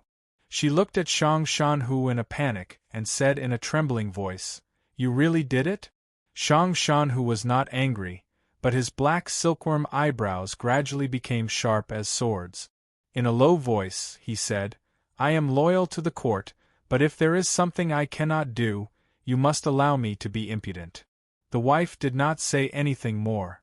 She only silently retreated to the back room, no longer in the mood to take care of the Empress Dowager's birthday gift. "Marshal, there are more spies outside the residence." Only those who were closest to Shang Shan who would stubbornly address him as Commander instead of Great General. The personal attendant who spoke had no surname. He was an orphan who had been picked up by Shang Shanhu from the snowy forest and raised to this age. He was given the surname Shang Shanhu, and his name was a single character. His relationship with Shang Shanhu was similar to the relationship between Shang Shanhu and Xiao En, except that he respected Shang Shanhu more than he respected him. "Wait for the news." Shang Shanhu sat calmly in his chair. His face was calm, and not a trace of nervousness could be seen. Shang Shampa accepted the order and left to monitor the movements outside the courtyard. At the same time, he prepared the follow-up measures. After a long time, Shang Shampa once again returned to the back room. He half knelt on the ground and said in a low voice, "It has failed." His voice did not tremble in the slightest, but for some reason, it was impossible to conceal the sorrow that seeped through. Shang Shanhu's right hand, which was resting on the armrest of the chair, paused. He closed his eyes with great force, and the wrinkles at the corners of his eyes bloomed like chrysanthemums. It was only now that the true age of this famous general was revealed. He walked back to the back room and looked at his wife, who was sitting uneasily by the bed. He smiled and said, "It's already very late. Why aren't you asleep?" The general's wife smiled uneasily. "I can't sleep." Shang Shanhu smiled and said, "We won't leave the capital. Let's discuss the gift list for the Empress Dowager when we enter the palace in a few days." At this time, the sky was at its darkest before dawn. The messy courtyard below began to be cleaned up, and the 400 brocade guards who had surrounded the area also began to silently disperse according to their duties. The charred carriage and the corpses on the ground had also been taken over by the professionals of the Discipline Commission. In a short while, the area below had returned to peace. In the face of the powerful machinery of the Empire, it was not impossible to cover up such an earth-shattering event. The injured brocade guards were still lying on the ground by the back wall. Occasionally, they would let out a few muffled cries of pain. The damage caused by the explosion had been severe. Most of them had died. Even those who had escaped were covered in dust and blood.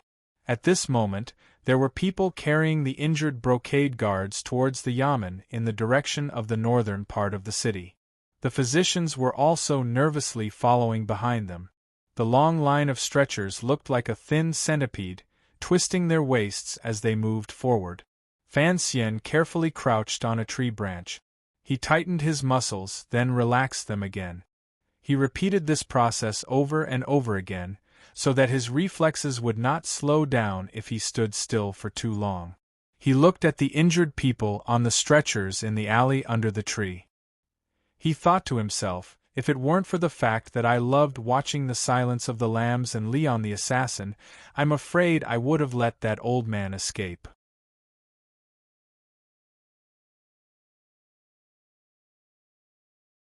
Chapter 236. The battlefield under the tree had quieted down. The brocade guard had used carriages to transport a lot of water from the Yuchuan River. With a tilt of the bucket, the clear water splashed onto the street. In a flash, the dust and blood on the ground were washed away, leaving only the wet, clean stone slabs. There were brocade guards keeping watch all around, and there were also related yamens conducting surveillance in the various houses, so there were no unusual movements around the T-shaped alley. The stone wall at the back of the courtyard was also beginning to be temporarily sealed up. In short, the Discipline Commission had to restore this area to its original state as quickly as possible. The palace did not want to bring up this matter at this time. After all, Tan Wu and the others had died a heroic death. It would be difficult to frame Shang Shanhu, and after all, they had to consider the military's attitude, so they were prepared to keep it under wraps for a while. The morning birds chirped. The brocade guards raised their heads and looked at the sky, which had not yet brightened. They thought to themselves that the birds had woken up early. Did they know what had happened here? Hiding under the tree, Fan Xian wiped away a drop of cold sweat from his forehead. He cursed the sleepless birds in his heart. He carefully hid his figure in the darkness before dawn, following the wounded brocade guards from a distance as they made their way north of the city. There were no pedestrians on the long street, and there was no rustling of street sweepers from his previous life. He leaped across the two-story buildings on the neighboring street, confident that no one would discover his track. The stretcher-bearers were already far away from the small courtyard and had entered another, but he didn't know if it was the Discipline Commission or the 13 Yamens. The wounded were separated into different rooms, waiting for treatment. A few bloodied doctors hurried in and out. Fan Xian circled around to the back and waited behind a few bamboo baskets in the corner. Not long after, a few muffled grunts came from a side room. The sound was very soft, but it clearly reached his ears. After a few breaths, a person climbed down from the wall. His movements were slow, and after landing on the ground, he carefully tidied up his clothes and confirmed his identity token. Only then did he step forward and walk toward West Street. Fan Xian saw that the person was wearing the uniform of the brocade guards. Although the man wore his hat tightly, a few strands of white hair still flew out. As he slowly walked, the white hair trembled slightly, looking extremely miserable in the night wind. Watching the man walk further and further away, Fan Xian's eyes, which were not covered by his hat, shone with a cold light. He noticed that the way the man walked was a little strange, and knew that his old comrade's legs had not healed after he had broken them. He followed, and the two of them walked along the quiet street to the west. Although there were guards at every intersection, Shaoan was dressed in the uniform of the brocade guard, and he had killed people in the side rooms to steal their tokens. This allowed him to pass through several checkpoints without any mishap. Fan Xian was like a ghost disappearing into the night. Following from a distance, he easily passed through a few trials. On the way, Shaoan took a break at an ordinary person's house. Behind them, on the roof of an ordinary house, Fan Xian also rested for a while. Then, the two of them stood up one after the other. Before the sky brightened, they crawled out of the net the embroidered uniform guards had woven and arrived at the western city gate. After the city gate was opened, the vegetable farmers who had been waiting outside for almost an hour each handed over the travel documents that had been prepared by the officials in the city, and rushed in. And Shaoan also took advantage of this chaos to sneak out of the high city gate. After a while, the old man, who had survived a calamity, had already made his way with difficulty to the foot of Mount Yen, west of Shangjing, next to the disorderly forest. Fan Xian followed from afar, his extremely sharp eyes staring in the direction of the old comrade's advance. After a while, Shaoan emerged from the forest. He was dressed in tattered clothes, and the corners of his clothes were stained with the black soot of an old man in the village. He had gathered so much firewood from who knew where, and carried it on his back like a small mountain. The sun had already risen from the east, illuminating the quiet mountain forest. In a flash, it dispersed the mist, and the air was clear. Anyone who saw that old man would think of him as a hard-working old farmer who had risen in the morning to gather firewood. No one would associate him with the famous spy chief of 20 years ago. Fan Xian stood quietly in the tree, coldly watching Shaoan's hunched body as he slowly advanced. A chill welled up in his heart. After all, Shaoan was old. Not only was his body not as good as it had been, but even his mind was a bit slow. Who would choose to come out to gather firewood at this time of the day? The real farmers would only enter the mountains at dusk to collect firewood. It was quiet outside the city, and it was also quiet inside the city. The spy of the embroidered uniform guard reported, "The Qing diplomatic mission is very quiet. It is said that Master Lin Wen arranged for 2 singers to accompany Envoy Fan yesterday. They didn't sleep much last night." "Are you sure Fan Xian is in the diplomatic mission?" Shen Zhong had already taken off his official robes and changed into his rich man's clothes. He held a piece of roasted donkey meat in his right hand and brought it to his mouth. "Yes, sir," the spy replied respectfully. "Some of our brothers know what Fan Xian looks like, and they have been watching from outside the courtyard." Shen Zhong was slightly taken aback. He tossed the greasy donkey meat onto the table. His eyes were slightly sunken, and he appeared particularly listless. After a night of torment, no one's body was made of iron. Suddenly, he laughed and said, "How could that be an honest person? Has Friar he already left?" "Yes." The spy suddenly became spirited. "Master Lang Tiao has also gone." Shen Zhong slowly closed his eyes. No one knew what he was thinking. After a while, he quietly said to himself, "These southern barbarians want us to think that Fan Xian is still in the diplomatic mission. If we kill Fan Xian now, won't they suffer a loss?" He opened his eyes, which were as ruthless as an eagle's. "These southern barbarians have learned to scheme over the past decade. I'm afraid their cleverness will make them fall victim to it." After a night of watching, Fan Xian also felt a little tired. But the tyrannical zhenqi in his body was incomparably abundant, so he could still manage. Looking at the old man on the forest path in the distance, who had difficulty even walking, he couldn't help but feel some admiration. He was already 70 or 80 years old, and after decades of torment, he had actually managed to escape from prison so thoroughly. Fan Xian didn't know where this old man got his mental strength from. Fan Xian didn't move, because he always felt that some unknown danger was waiting for him. And Shaoen's exit from the city seemed a little too smooth. Suddenly, he thought of a certain possibility. He narrowed his eyes, slid down the tree, and retreated in the opposite direction. In a flash, he disappeared to who knew where. The sun moved westward inch by inch, and Shaoen moved westward inch by inch. To the west was the western sky. It could be death, or it could be pure land. Naturally, the diplomatic mission and Xinjiang wouldn't report all their plans to Shang Shanhu, and Shaoen also had other plans. The mountain path went up and up until it came to an end. On the edge of a cliff was a hill overgrown with shallow grass. To the left was a stone road that led to the Shangjing army's horse camp. This was where Shang Shanhu and Shaoen had agreed to meet up. The faint red light in Shaoen's eyes had already dimmed.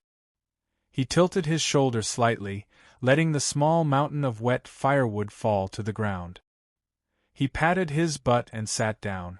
Since there was no one to meet up with him, this plan must have been discovered by the Qi Kingdom's palace. Needless to say, someone must be waiting for him here. Just like that time on the meadow by Wudu, Shaoen once again felt tired. He didn't want to go any further. "Come out." His slightly dry lips opened and closed, and he spat out a few words. As soon as he spoke, the grass trembled. A black-robed swordsman slowly walked out from the end of the mountain path.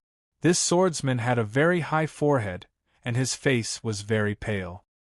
His brows and eyes seemed to have weathered the vicissitudes of life. He was about 40 years old, and his right hand rested firmly on the hilt of his sword. His knuckles protruded from between his fingers. His entire person was like a cold sword. "Friar He." Shaoen's eyes narrowed and a cold light shone from them. This swordsman was Friar He, one of the few 9th-level aces in northern Qi. The 8th-level Qing Jushu that Fan Xian had killed a year and a half ago on the street of Nyulan was his disciple. Friar He's face was pale, and his black robes contrasted with each other like charcoal. He gripped the hilt of his sword with utmost respect, raised it upside down, and cupped his fists in salute. "Greetings, Mr. Shao." In northern Qi, except for Ku He, everyone else could only greet Shao En with the respect of a junior. Who would have thought that the young swordsman of yesteryear would now become the most powerful swordsman of the Brocade Guard? Shao En coughed, still sitting on the ground, and gently massaged his knees. "It's been many years." Friar He looked at Shao En, his face full of sincere respect. "I am not a dog of the Brocade Guard. I am a follower of the Empress Dowager. Today, I have come to ask Mr. Shao to rest in peace." Shao En said softly, "You must know that this world belongs to His Majesty." Friar He knew what this old man meant. The Emperor did not want to kill Shao En, and by standing on the side of the Empress Dowager, he would undoubtedly offend the young Emperor. He smiled and looked around. "I had thought that I would see that young talent of the Fan dynasty today." Shao En coughed again. "Who would have thought that after running amok for so long, I would die as bait? Old sir, there is no need to grieve. Since that Fan Xian has retreated, he is lucky." With a swish, Friar He unsheathed his sword and flew forward like a bird. His wrist, elbow, and shoulder formed a straight line as he stabbed towards Shao En's heart.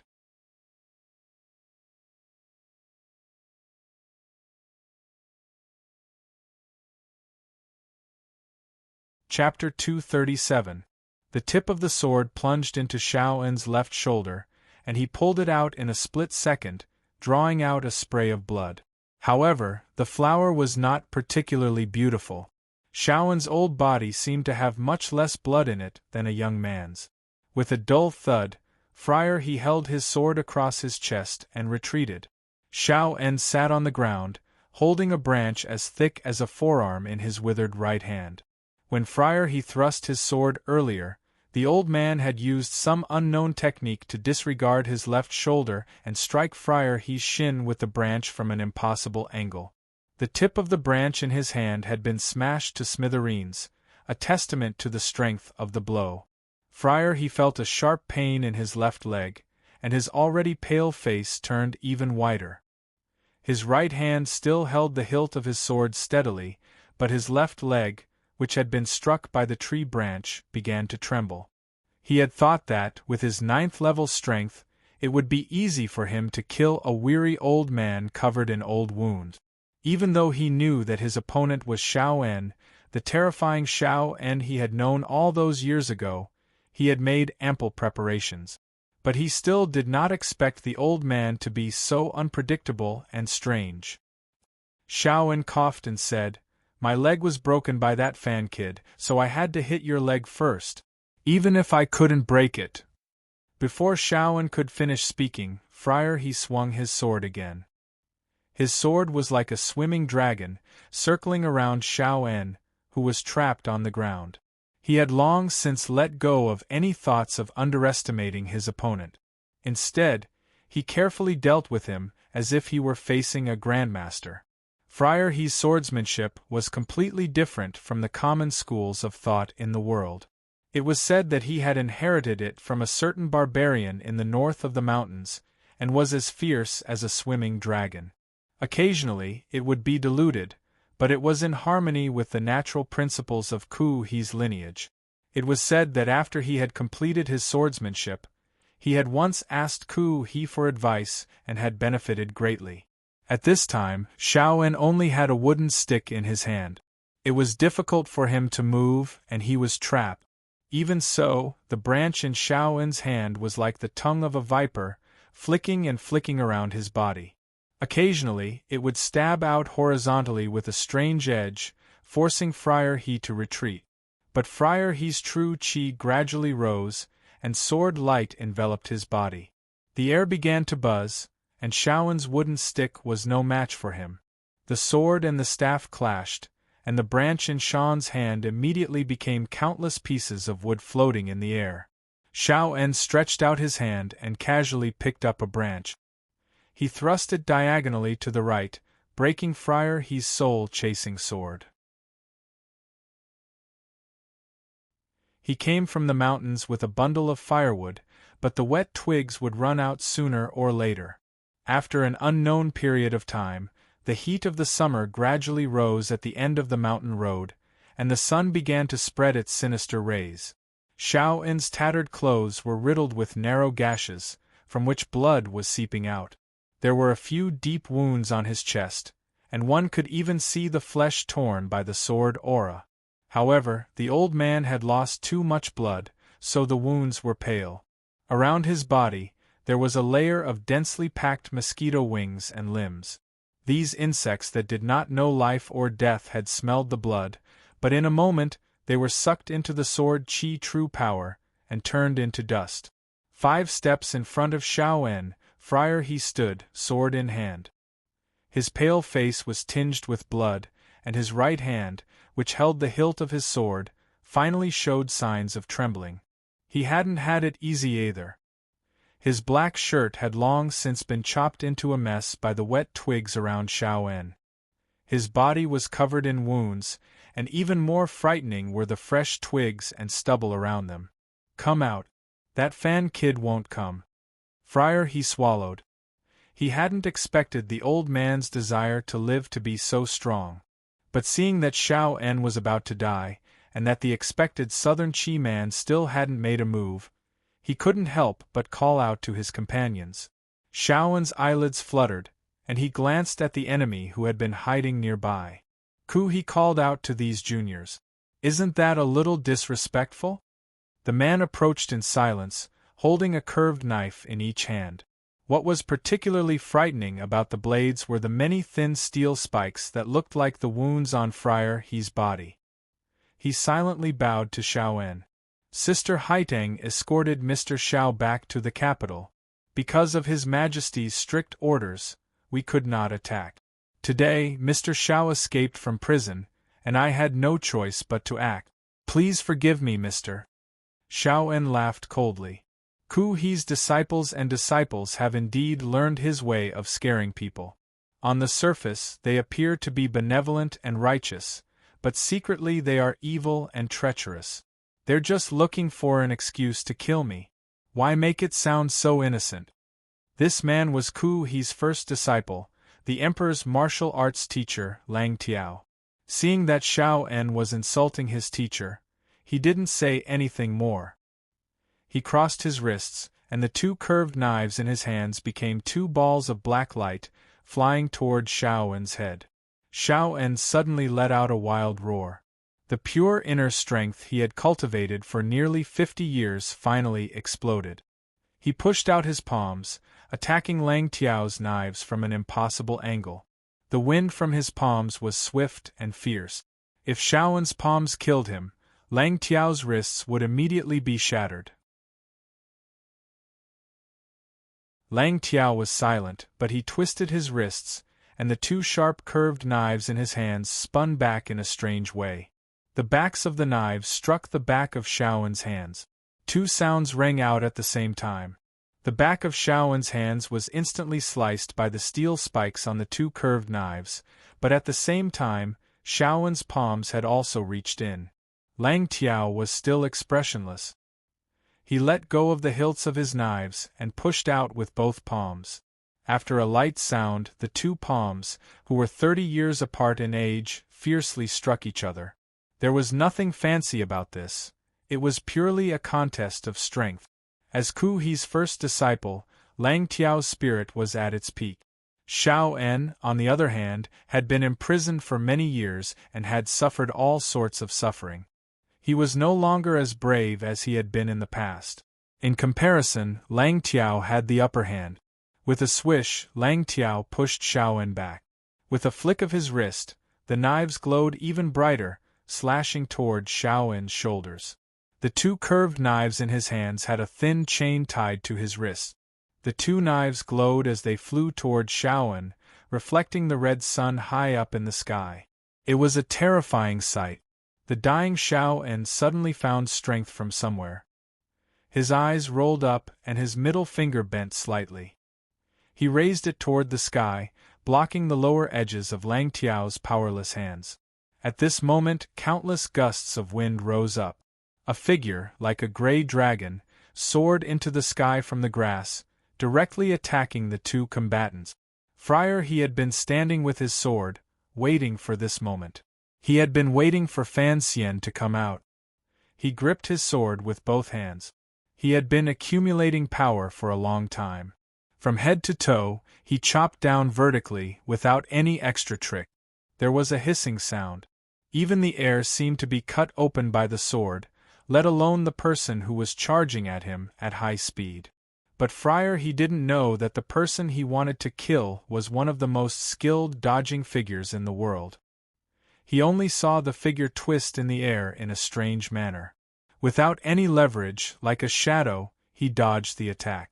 As the old saying goes, the more Wu Zhu fights, the harder it is for Fan Xian to get hit. The sword struck empty air. Friar He's chest tightened, and the countless sounds of breaking air arrived in front of him. He valiantly pulled back his sword and made 3 horizontal slashes, knocking down most of the hidden weapons. When the hidden weapons fell to the ground, he realized they were just gravel. He forcefully pulled back his sword. His blood was shaken, and he couldn't help but spit out a mouthful of blood. He forcefully swallowed it. As his body froze, 3 beams of black light shot down from the top of his head. The 2 of them were too close. Friar he turned his wrist, and the tip of his sword accurately knocked away the 3 beams of black light. But the last strike was not strong enough, and his Jinchi paused. Although the crossbow bolt had received some force, its direction did not change too much. It brushed past his thigh and stabbed into the grass. That was close. Friar he finally realized how difficult it was to deal with Fan Xian. He turned his head in shock. Fan Xian had forcefully turned around in the air, avoiding Friar He's long-awaited strike. He had paid a heavy price for it.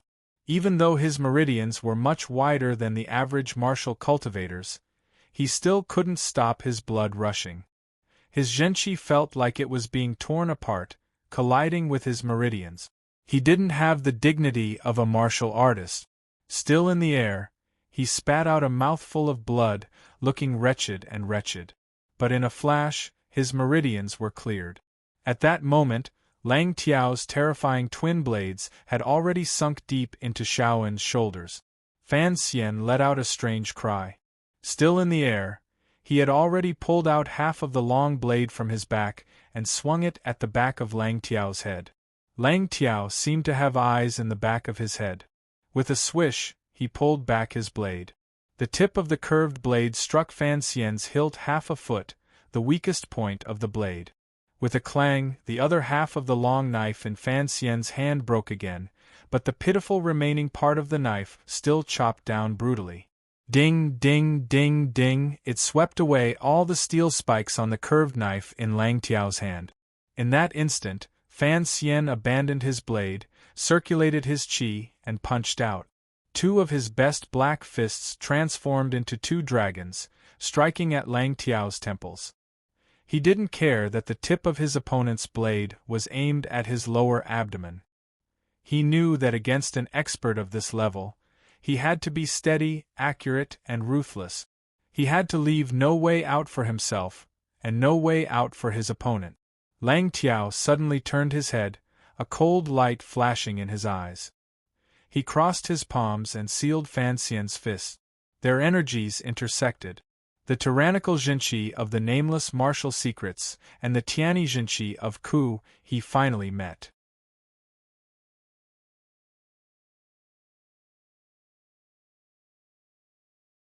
Chapter 238. On the short grass on the side of the cliff, there was an earth-shattering sound. Fan Xian's body was in midair, and had the advantage of the heavens. Lang Tiao's feet were on the ground and he borrowed the strength of the terrain. The 2 vast waves of Zhenqi collided together. Even the grass around the 2 of them was crushed to dust. Lang Tiao grunted and swung the scimitar tied to his wrist backwards. With a squelch, it pierced into Shaoen's chest. Although this was a double trap, if he couldn't kill Fan Xian, he had to kill Shaoen first. This was something his teacher, Ku He, had always kept an eye on. Fan Xian's palms were scorching hot. Lang Tiao's body turned, and the two scimitars sliced towards Fan Xian's chest like a windmill. The snow-splashing scimitars were coming for his soul. At this moment, Xiao En was about to die, and Fan Xian could no longer escape. There was no longer any possibility of playing cat and mouse, so he gritted his teeth and did the riskiest thing he had done since his rebirth. Ignoring Lang Tiao's powerful scimitars, he reached out and grabbed Xiao En by the collar. In the blink of an eye, he bent his knees slightly and raised his left calf. There was a crisp clang. This was clearly not the sound of a scimitar cutting into human flesh. Fan Xian grunted, flipped over Lang Tiao's head, and flicked a finger with his left hand. This was a small trick. Lang Tiao's earlobe hurt slightly and his eyebrows flew up. Fan Xian's calf felt as if it had been struck by lightning. It was incomparably painful, but he used the power of the scimitar to grab hold of Xiao En. His uninjured right foot touched the ground, and his whole body had already rushed forward, towards the empty area in front of him.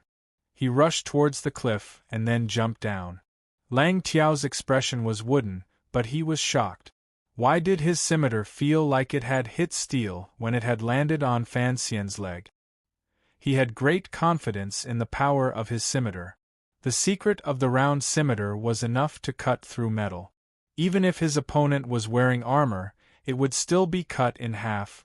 How could Fan Xian have blocked it? He rushed to the edge of the cliff and looked out. The sun was getting brighter, but it still could not disperse the fog in the deep valley. They saw the old man and the young man fall into the fog and could no longer be seen. It was only after a long time that they heard the thud of a heavy object falling. The sound was very soft, but the cliff was very deep.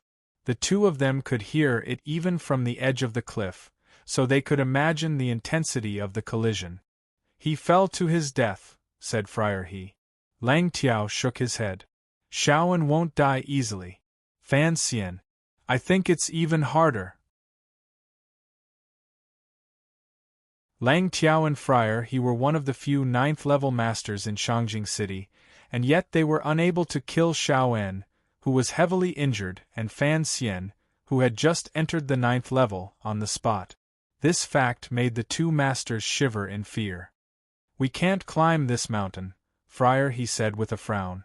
Lang Tiao looked down. Yen Mountain's stone walls were as sharp as a knife and as smooth as a mirror. Not even the 4 transcending mortality and saintly grandmasters would be able to climb up, let alone a martial expert. So he nodded, tacitly agreeing with Taoist He's judgment. Inform Shen Zhong to search the foot of the mountain. After finishing their preparations, the two masters looked up at the misty cliff. They thought of the previous battle and couldn't help but frown, but they were thinking in different directions.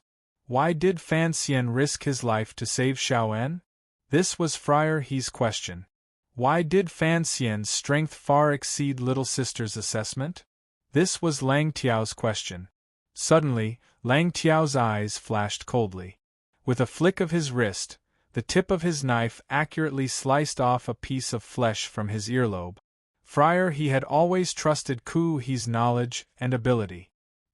He frowned and looked down at his thigh, only to see the skin where the arrow had grazed. Although he wasn't injured, it was still slightly black. "That Fan kid is vicious," he said coldly. "Have you forgotten? Fan Xian's most famous skill in the Qin Kingdom is called petty tricks," Lang Tiao said in a low voice. Although he said this, Lang Tiao was still thinking about the exchange earlier. The tyrannical Zhenqi in Fan Xian's fists was truly strange. It was cold and had an invading intent. Its ruthlessness was more powerful than any kind of internal Zhenqi in the world. What did one usually encounter when jumping off a cliff? Usually, one would encounter a master, a beautiful woman, a peerless secret manual, and limitless wealth. As Fan Xian jumped off the cliff, he thought that he was indeed carrying a master on his back. But if his calculated landing spot was a bit off, then he would have to say goodbye to the beautiful woman at home. As for the limitless wealth his mother had left behind, he naturally wouldn't have the chance to enjoy it. Speaking of that nameless peerless secret manual, he reckoned Uncle Wu Zhu would burn it for him. Although Uncle Wu Zhu's teaching ability was a bit lacking, he was a faithful executor of spoon-feeding education. Fan Xian reckoned that even if he went to the underworld, he wouldn't let him off lightly. Back in the day, Commander Zhu jumping off a cliff was Fan Xian's most amazing scene, so he often practiced jumping off cliffs. Even when he was on his honeymoon in the Tsang Mountains, he didn't let it go. Now, he finally had a little success, at least with a person on his back. He was able to accurately use the short pine trees between the smooth rock walls to slow down and find the spot he had chosen in advance, the slightly protruding rock. Fan Xian's legs landed on the rock, and the tyrannical Jinqi in his body reacted, bouncing out. But his left leg had suffered from Lang Tiao's frightening knife, and it was sore and powerless. With a grunt, he half knelt on the ground. At that moment, he still didn't forget to sweep a large rock off the cliff. After a while, there was the sound of it falling to the ground. Are you stupid? There was a small hole behind the rock. It wasn't deep, and Xiao En, covered in wounds, was leaning against it. He looked at Fan Xian mockingly. Let's see how you get up there. Fan Xian shrugged. Of course, he wouldn't tell the dying old man his secret. He glanced at the hole and confirmed that it had nothing to do with Zhang, then fed Xiao En a pill. Xiao En didn't hold back. He swallowed the pill and looked at Fan Xian mockingly.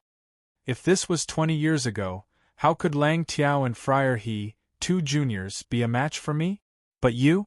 You are the commissioner of the Overwatch Council of the Kingdom of Qing, the successor of Chen Pingping and Fei Jie, but you were forced off a cliff by someone else, and now you can only wait to starve to death. Fan Xian didn't get angry. He smiled. When an old man likes to talk about the past, it's probably because he's about to die. Xiao En's expression didn't change. I was going to die anyway. After living for so many years, dying is not a loss. The problem is that you're still young, so I don't understand why you came to save me. He paused. But why did you dare to jump into the clouds? Your adopted son only knows how to fight. He doesn't know how to do these things. Fan Xian took out a thin needle from his hair and stuck it into Xiao En's body to staunch the bleeding. Even the brocade guard was able to find out where you met up, much less me. Of course I was prepared. Xiao En allowed him to use his medical skills. He rolled his eyes. Your needle is poisoned. Fan Xian wasn't amused. You're going to die anyway. You have hundreds of poisons in your body. What's one more? Xiao En coughed. His eyes dimmed. He was about to die, and even his temperament seemed a little strange. Fan Xian looked at the old man's pale face, which had lost too much blood. He suddenly asked, when Shen Zhong surrounded the courtyard, you should have known that Shang Shanhu's rescue operation was part of the brocade guard's plan. Why did you continue? Continue what? Continue pretending to be injured, and painstakingly run out of the city. You knew that there would be aces waiting for you, and that the people who came to your aid had long since been eliminated. Xiaoan looked at him, and suddenly let out a shrill laugh. Perhaps I was just following the intentions of those people. They wanted to lure you out, so that you could accompany me in death. Fan Xian shrugged. Let's talk about something serious. Xiaoan's gaze easily passed over Fan Xian's shoulder, as if he were looking at an obstacle. He cast his gaze into the deep, quiet valley. The sun was getting stronger and stronger, and the clouds in front of the stone wall finally began to disperse. The mountain wall in front of him was like a cracked yellow mirror, with a different kind of beauty. Well, I've been locked up for a long time. So, even if I die, I don't want to die in prison, said Xiaoan. Fan Xian followed his gaze and found that the mountain wall opposite him was extremely smooth. Occasionally, there were cracks that spread out in all directions like the lines of lightning. From far away, he could see an incomparably tenacious small tree growing, revealing its pitiful but respectable green color. There are green trees here, and there's green water and white fog below. It's a good grave. Fan Xian smiled and began to tidy up his left trouser leg. The Overwatch Council's clothes were made of fire, theft, and sharp weapons, but Lang Tiao's knife had shaken a hole in them. He took out the black, slender dagger that Fei Jie had left for him from his boot. Gently stroking the slightly deformed blade, he sighed. "Thank you, but I don't want to change my name to Fan Pingping." "Why did you act so stupidly and throw yourself into a dead end?" Xiao En looked curiously at Fan Xian's disguised face. An ominous bloody froth seeped from the corners of his dry lips. Perhaps when a person was on the brink of death, their curiosity only grew stronger. Fan Xian placed the dagger by his feet and began to massage the meridians in his frozen calf. Calmly, he said, "When I discovered that this was an ambush by Northern Qi, I was indeed prepared to retreat. But seeing that you were about to die, I don't know why my brain suddenly broke, but I jumped out." In truth, the reason was simple. Fan Xian wanted to know Xiao En's secret. He wanted to know where the temple was. He wanted to know the relationship between the temple and Yi Qingmei, and his own rebirth into this world. Between his own life and death, his past, and the ins and outs of his arrogant mother, Fan Xian, who had always cherished his life, could finally afford to be extravagant for once.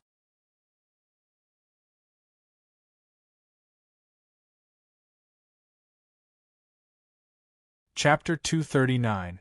The sunlight in the valley seemed to have become tangible. Wherever it shone, the clouds rippled like blue waves disturbed by an oar. Most of the fog had dispersed, but there was still a wisp of smoke lingering in front of the precipice, passing through the scattered green trees. The top of the small cave protruded slightly, and the opposite cliff was very far away from the bottom of the valley. Even with Fan Xian's hearing, it would take him a long time before he could faintly hear the sounds coming from the bottom of the valley. Presumably, the brocade guards of Shangjing were searching for their bodies at the bottom of the valley. The bottom of the valley should be damp and gloomy. Fan Xian reckoned that after a while, they would know that Xiao En and Fan Xian had not fallen off the mountain. Fan Xian guessed that the Northern Qi people would probably think that he and Xiao En were lucky and search along the bottom of the valley. But he did not dare to underestimate Xinzhong's ruthlessness. No one knew when they would turn their attention back to the mirror-like surface of the cliff. As for Lang Tiao, Fan Xian knew from their first encounter that this senior disciple of Haitang was indeed one of the most powerful men in the world. His mind was firm and determined, and he was not the kind of person who would be easily deceived. The mountain breeze stirred, and Xiao En's pale face trembled slightly. The old man had already fallen into a semi-conscious state, and could die at any moment. The sun outside seemed unable to transmit any warmth to this old man who had forced his way to the mountains to meet his death. Fan Xian scratched his head and looked at Xiao En's face. The old comrade's face was like a layer of orange peel that had been dipped in white pulp. He thought for a moment, then carefully took out the small blue pill from his belt. The pill gave off the faint smell of ephedra leaves, and had already been cut in half with a knife. Fan Xian crushed the remaining half and stuffed it into Xiao En's mouth. Then he took out a water pipe from his sleeve and dripped water from a water bag hidden in his clothes onto Xiao En's withered lips. After a while, the dying Xiao En woke up. He opened his eyes, and the scarlet color that had faded reappeared in his pupils. The old man seemed to have regained some of his former power in the moment before his death. "What medicine did you feed me?" "A small blue pill." Fan Xian smiled and said, "It's to raise your spirits. However, it can't help you recover your former glory." Xiao En naturally did not understand this joke. "You ate before you made your move, right?" Xiao En's breathing became much more powerful, and his spirit gradually shook off the depression. If it wasn't the final radiance of the setting sun before death, then it meant that the drug had stimulated the remaining energy in the old man's body. Fan Xian did not immediately respond to his question. He stretched out his finger and felt Shaoen's pulse. He found that it was gradually becoming stronger, but there was a slight dryness to it. He knew that the ephedra pill was beginning to take effect. But this primitive stimulant could raise Shaoen's spirits for a moment, but it could not save his life. He took a deep breath, looked at Shaoen calmly, and said, "Lang Tiaoen Friar He, I broke your leg. Even if we join forces, we won't be a match for them, so I have to take some medicine. However, I'm a little curious as to why there are only 2 experts and not a large group of people waiting for us." Shaoen coughed violently. The medicine was taking effect. He waved his hand with some difficulty. They don't want to make a big deal out of this. If they can't hide it from the little emperor, there will be trouble in the future. Fan Xian looked at him and thought of the little emperor's reason for sparing his old life. It was the same reason as his own, but he did not continue on this topic. You saved this old man for no other reason than the secret in this old man's heart. Shaoen looked at the chirping birds in the valley, and a look of envy flashed in his eyes. In the end, what is that secret? The little emperor wants the temple's help to unite the world. Why do you want to go to the temple so badly? Of course I have my own reasons. Can you tell me about them? The 2 spies, one old and one young, were at different stages of history. At this moment, they were calmly chatting like children at the entrance of a village. Tell me a part of it. Fan Xian narrowed his eyes. He felt a little weak. The effects of the ephedra pill were about to fade, and his spirit was a little weary. I don't know if you believe it or not, but I live in this world. Most of the time, I am like a tourist. I want to go to all the interesting corners of this world, and the temple is without a doubt the place that interests me the most. Tourist. Shaoen used a pair of blood-red eyes to stare at Fan Xian's ordinary face in disguise. Fan Xian laughed. Is it strange? Heaven and earth are the travelers of all living things. Time is the traveler of 100 generations. Since you and I live in this great inn, we naturally want to see what is in every room of the inn. Perhaps there is a poisonous snake in the room at the end of the 2nd floor. Shaoen moved back a little with difficulty. He felt the heat of life in his body. He knew that he was getting closer and closer to death, and subconsciously wanted to sit a little more comfortably. Perhaps it is a beautiful woman bathing in a wooden tub. Fan Xian laughed. Shaoen looked at the young man and gently shook his head. Curiosity killed the old cat. You actually risked your life to save me for such an absurd reason, and ended up in a dead end. Do you regret it now? Fan Xian turned his head to look at the unfathomably deep cliff. He sighed and said nothing. Are you stupid? This was the 2nd time Shaoen had said this. He smiled.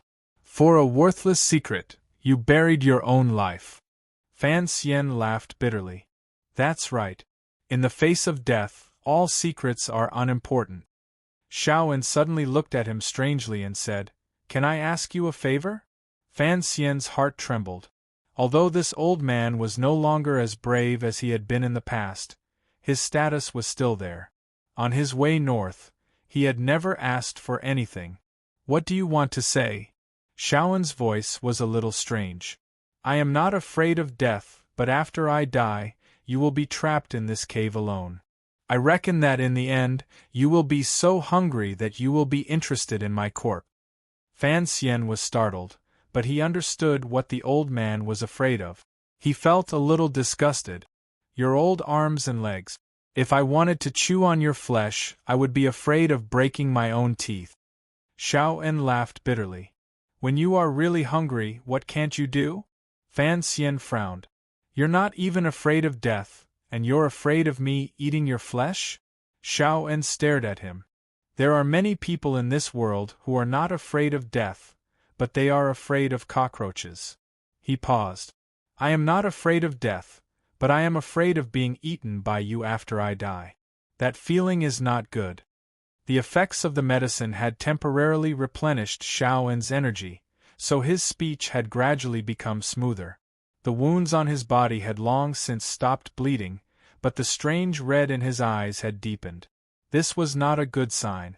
Fan Xian looked at him and shook his head with a bitter smile. Don't worry. If you die, I will immediately throw you into the valley. His pupils suddenly contracted. He looked at Xiao En and quietly asked, Old man, have you eaten human flesh before?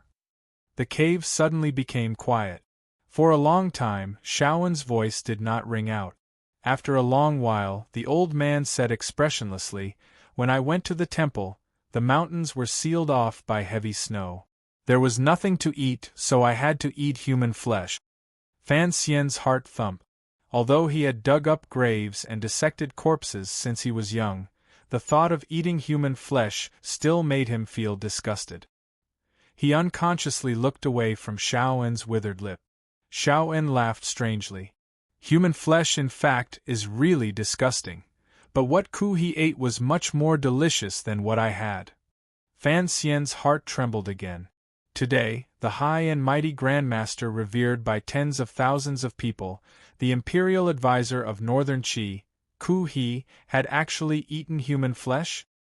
He immediately figured out the crux of the matter. Since Xiao En knew where the temple was, and Ku he was a disciple of the temple, then the two of them must have gone to the temple at the same time. For two great masters to have fallen to the point of eating the flesh of one another, one could only imagine the dangers of the journey. But he did not understand why Ku he had to kill Xiao En. Was it just to hide the fact that he had eaten human flesh? When did you and Ku he go to the temple? Xiao En unexpectedly closed his mouth. Fan Xian was like a diner, looking at a plate of duck skin noodles served by a waiter, and then watching the waiter take it away. Fan Xian's breath was stuck in his chest, unable to come out for a long time. He could not help but say angrily, Seeing that we are about to die, can't you let me die a little more happily? Xiao En rolled his eyes at him and laughed mockingly. Are you stupid? Fan Xian sighed. For you, this secret is no longer of any use to protect your life. Why bother hiding it? The temple is to the north. Very suddenly, very without warning, Xiao En spoke. How far north? In the snowy lands of the extreme north. If you follow the northern prison pass, it will take you more than 3 months. At this time, the sky outside the cave was gradually darkening. Fan Xian's expression did not change, but his heart was a little nervous. He knew that he had finally succeeded halfway. At least he knew the general location of the temple. His heart slightly tightened. The mountain wind gradually picked up, and the summer chill on Mount Yen grew. He looked at Xiao En, who had closed his eyes and was waiting for death. Like a friend, he began to chat casually. Dying old man, what do you think about the scenery of the temple? Xiao En did not open his eyes. He lightly panted. It's just a big temple. What scenery could there be? What about you? Which rock did you jump out of, kid? Fan Xian yawned wearily and said, I am from Danzhou, and Danzhou does not have much to look at. There are only 2 trees planted in the back garden of my house. One is a date tree and the other is also a date tree.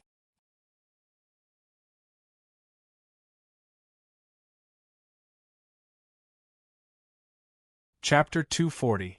There are no trees in the temple. The temple is hidden within a snowy mountain. Legend has it that it only shows its true face for 2 days a year, and if one is not sincere, it is impossible to see it. Xiao En's old voice was calm as he spoke. The temple had a very important meaning to him. Because he knew the relationship between the temple and that little girl, Chen Pingping had paid a great price to capture him back to the Qing kingdom. It was also because he knew the location of the temple that Ku he, who had benefited the most from the temple, wanted to silence him. The northern Qi emperor had extravagantly hoped to receive help from heaven from the temple. But what was the temple? It was nothing more than a temple. Xiao En suddenly felt that the first half of his life was fake. Only the second half of his life behind bars was real. The old man looked at the darkening sky outside the cave. Master Fan, do you believe in the existence of God?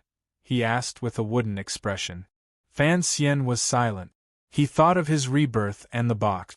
He nodded. I believe in the existence of God more than anyone else in the world. What is God? If I knew what God was, then I would be God. Shaoan looked at him with admiration. For someone as young as you to be able to see so clearly is rare. He paused. But His Majesty was still young at the time, so he did not see clearly. Fan Xian knew that the story was about to begin. He couldn't help but feel nervous and expectant. Do you know what the world was like 30 years ago? The kingdom of Wei was powerful, and could unify the world at any time. Correct. At that time, I was already the leader of the Wei Kingdom's Red Cavalry, and His Majesty's confidant. Xiao En recalled the past, but his expression was strange. He didn't seem to be immersed in the glory of that day, nor did he bear any grudges. Perhaps because he was about to die, he was indifferent and calm. The world of that day was the world of the kingdom of Wei. All of its talents were in the court. But the ones who truly stirred up the court, aside from the previous emperor, were two pairs of brothers. Fan Xian saw that the old man's expression seemed to be able to hold on, and he felt somewhat reassured. One of them was Yu and Zhuang Mohan. Correct. That brother of mine was more promising than I was. Shaoan's expression softened. And he's more sentimental than I am. I was imprisoned by the kingdom of Qing for 20 years, but he still remembers me. I owe him. Why doesn't anyone know that you two are brothers? The reason is simple. My reputation is too vicious, and who knows how many innocent people I've killed in secret. As a scholar, he naturally doesn't like me, and I don't want to have anything to do with him, Shaoan replied calmly. Fan Xian paused and changed the subject. Who are the other pair of brothers? It's Zhan Qingfeng and Ku He. Zhan Qingfeng? The father of the founding emperor of Northern Qi, a famous general of his generation? Fan Xian was shocked. It turned out that Ku He was so close to the royal family of Northern Qi. No wonder back then, he did his best to protect the current Empress Dowager and Emperor, and the royal family respected Ku He so much. Ku He is Zhan Qingfeng's younger brother. Ever since he was young, he was determined to become an ascetic monk, cultivating the way of the heavens. He strived to one day prove his way and enter the temple. Xiao En said sarcastically, most people believe in the temple, but who has actually seen it in the past 1,000 years? It's just that those ascetic monks preach the way everywhere, and their lives are even more pitiful than those of beggars. But the temple really does exist, Fan Xian reminded him. Correct. Shaoan closed his eyes. At the time, the previous emperor had passed away, and the young emperor ascended to the throne. Although this emperor treated us courtiers fairly well, for some reason, he was strangely afraid of death. All day long, he wanted to practice the art of immortality. Fan Xian said, at that time, Northern Wei was the strongest, and as the emperor, he had nothing to worry about. It was only natural that he would think of these things. Xiao En continued, so at that time, Ku He took the opportunity to enter the palace and persuade His Majesty to send a diplomatic mission out to sea in search of the temple. He said that if the immortals of the temple taught His Majesty immortal magic, then he would naturally be able to live forever. When His Majesty heard this, there was no reason for him to refuse. He smiled bitterly. As His Majesty's trusted aide and leader of the Crimson Cavalry, this matter naturally fell on my head. Ku He was the one who proposed it, and he was extremely fanatical about the temple. Naturally, he would not stay out of it. Xiao En said lightly, after gathering the strength of the entire Wei kingdom, and searching for who knows how long, we finally found a clue.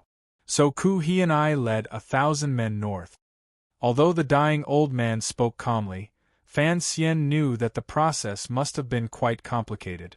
The temple was worshipped by the people of the world, but it was illusory and without a trace. To be able to find a definite clue was in itself a very astonishing matter. The old and indifferent voice echoed endlessly in the cave. Outside the cave, the light of the sky and the mountains gradually dimmed. Fan Xian listened in silence, and at the right moment, he asked questions. His brain worked furiously. Through Shaoen's memories, he drew a rough map of the route that the procession had taken to the temple. Time seemed to have returned to more than 30 years ago. The calm air of the Yellow Mountain outside the cave had turned into a blizzard. In the old man's memories, Fan Xian seemed to see an expedition consisting of 1,000 men. Through a sky full of wind and snow, they struggled to make their way through the incomparably wild north. They wore leather boots and thick leather clothing. Only their eyes were exposed, but they still could not stop the bone-chilling wind from pouring into their bodies. At the front of the procession were the two leaders of the group, Shaoen, who was in the prime of his life, and the young, pious ascetic monk Ku He. The further north the procession went, the more difficult it became. The further they went, the fewer people there were. Some people froze to death, some fell into icy valleys and disappeared, and some were crushed to death by birds of prey in the sky. In short, as the expedition progressed, the procession became shorter and shorter, and the atmosphere became more and more strange. The world was a sheet of white. Because they had stayed in this dry and cruel environment for too long, some of the people in the procession gradually became blind. They were heartlessly abandoned by Shaoen in the wilderness. In the distance, some dire wolves that could withstand the cold waited for the blind people to die. Everything happened quietly, even if it was something as tragic as death. The procession walked for a long time, and finally came to a large mountain in the extreme north. There was only a narrow path between the mountains, and the snow was so thick that it had long since obscured the color of the mountain. It looked like an endless chain of ice mountains. When the remaining 100 or so people entered the mountain, they found that behind the snowy mountain was still a world covered in ice and snow. Even the animals were few and far between. The procession set up camp with great tenacity, hoping to find traces of the temple here. But many days passed, and they found nothing. Winter came. Heavy snow sealed the mountain. The sun went down. The strongest survived to the end. In the endless night, Shaoen and Ku He sat back to back in a tent. Around them were piles of corpses. The fire had not been extinguished. The remnants of the tent and the clothes of the dead gave the two of them a last glimmer of warmth, a glimmer of hope. That was the wrath of the heavens. In the cave, Shaoen opened his eyes with some difficulty. The scarlet color in his pupils became more and more intense, but there was endless fear in his eyes. The temple knows that mortals are trying to find them, so the heavens are angry and have sent endless darkness. Fan Xian looked at the old man. After a while, he said quietly, "That was called the polar night." He confirmed the location of the temple in his heart. Of course, Shaoen did not know what the polar night was, but that memory was clearly deeply engraved in his mind. He said with a perplexed expression, "At the time, Ku He was eating human flesh in an extremely sweet and stingy manner. He was praying piously to the heavens. I couldn't help but despise him. Unexpectedly. Perhaps in the end, he really did move the immortals in the temple, and so the sky suddenly brightened." Fan Xian couldn't help but look at Shaoen. He wondered how the two of them had been able to survive in the polar night that lasted for months. Even if they had human flesh to eat and tents to burn, that kind of loneliness and struggle between the two of them would have probably driven them mad. Shaoen suddenly laughed and said, "The sky brightened in an instant.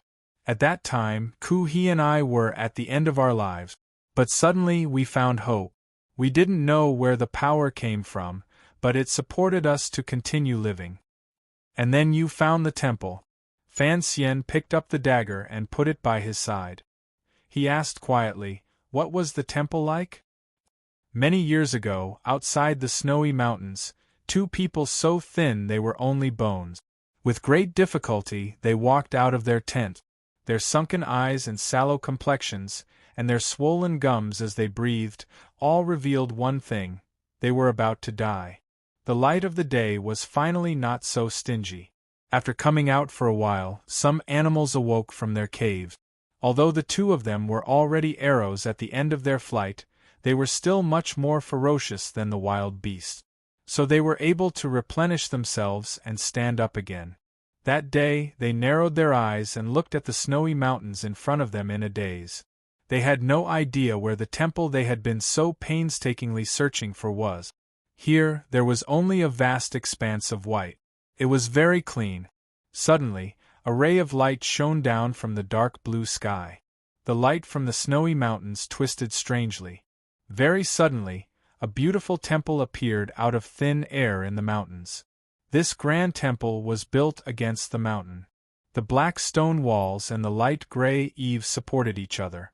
It was indescribably dignified. Ku-he stared at the mountains in a daze. Suddenly, he fell to the ground in agitation. He looked in the direction of the temple and burst into tears. Xiaoen stood there dumbfounded. A moment later, he woke up and sat down in the snow. He didn't have the strength to stand up for a long time. This was the temple.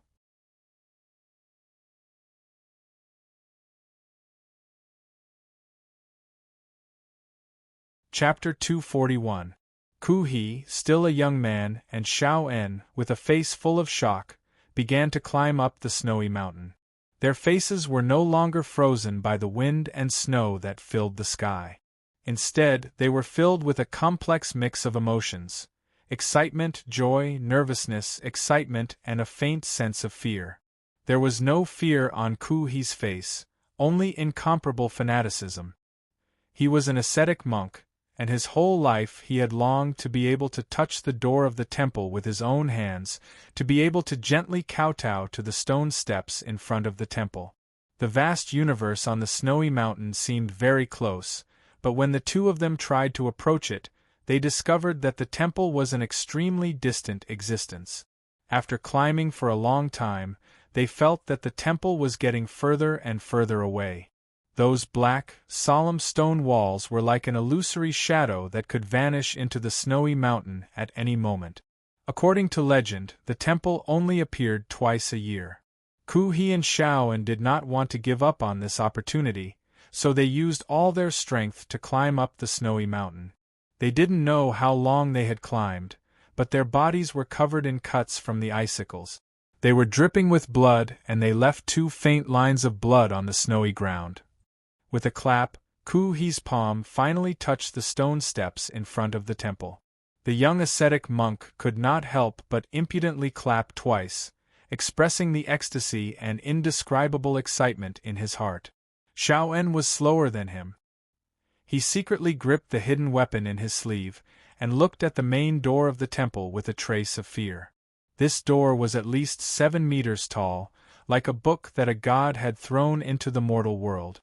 The door in the Wei Kingdom's palace looked like a miniature version of the door of the temple.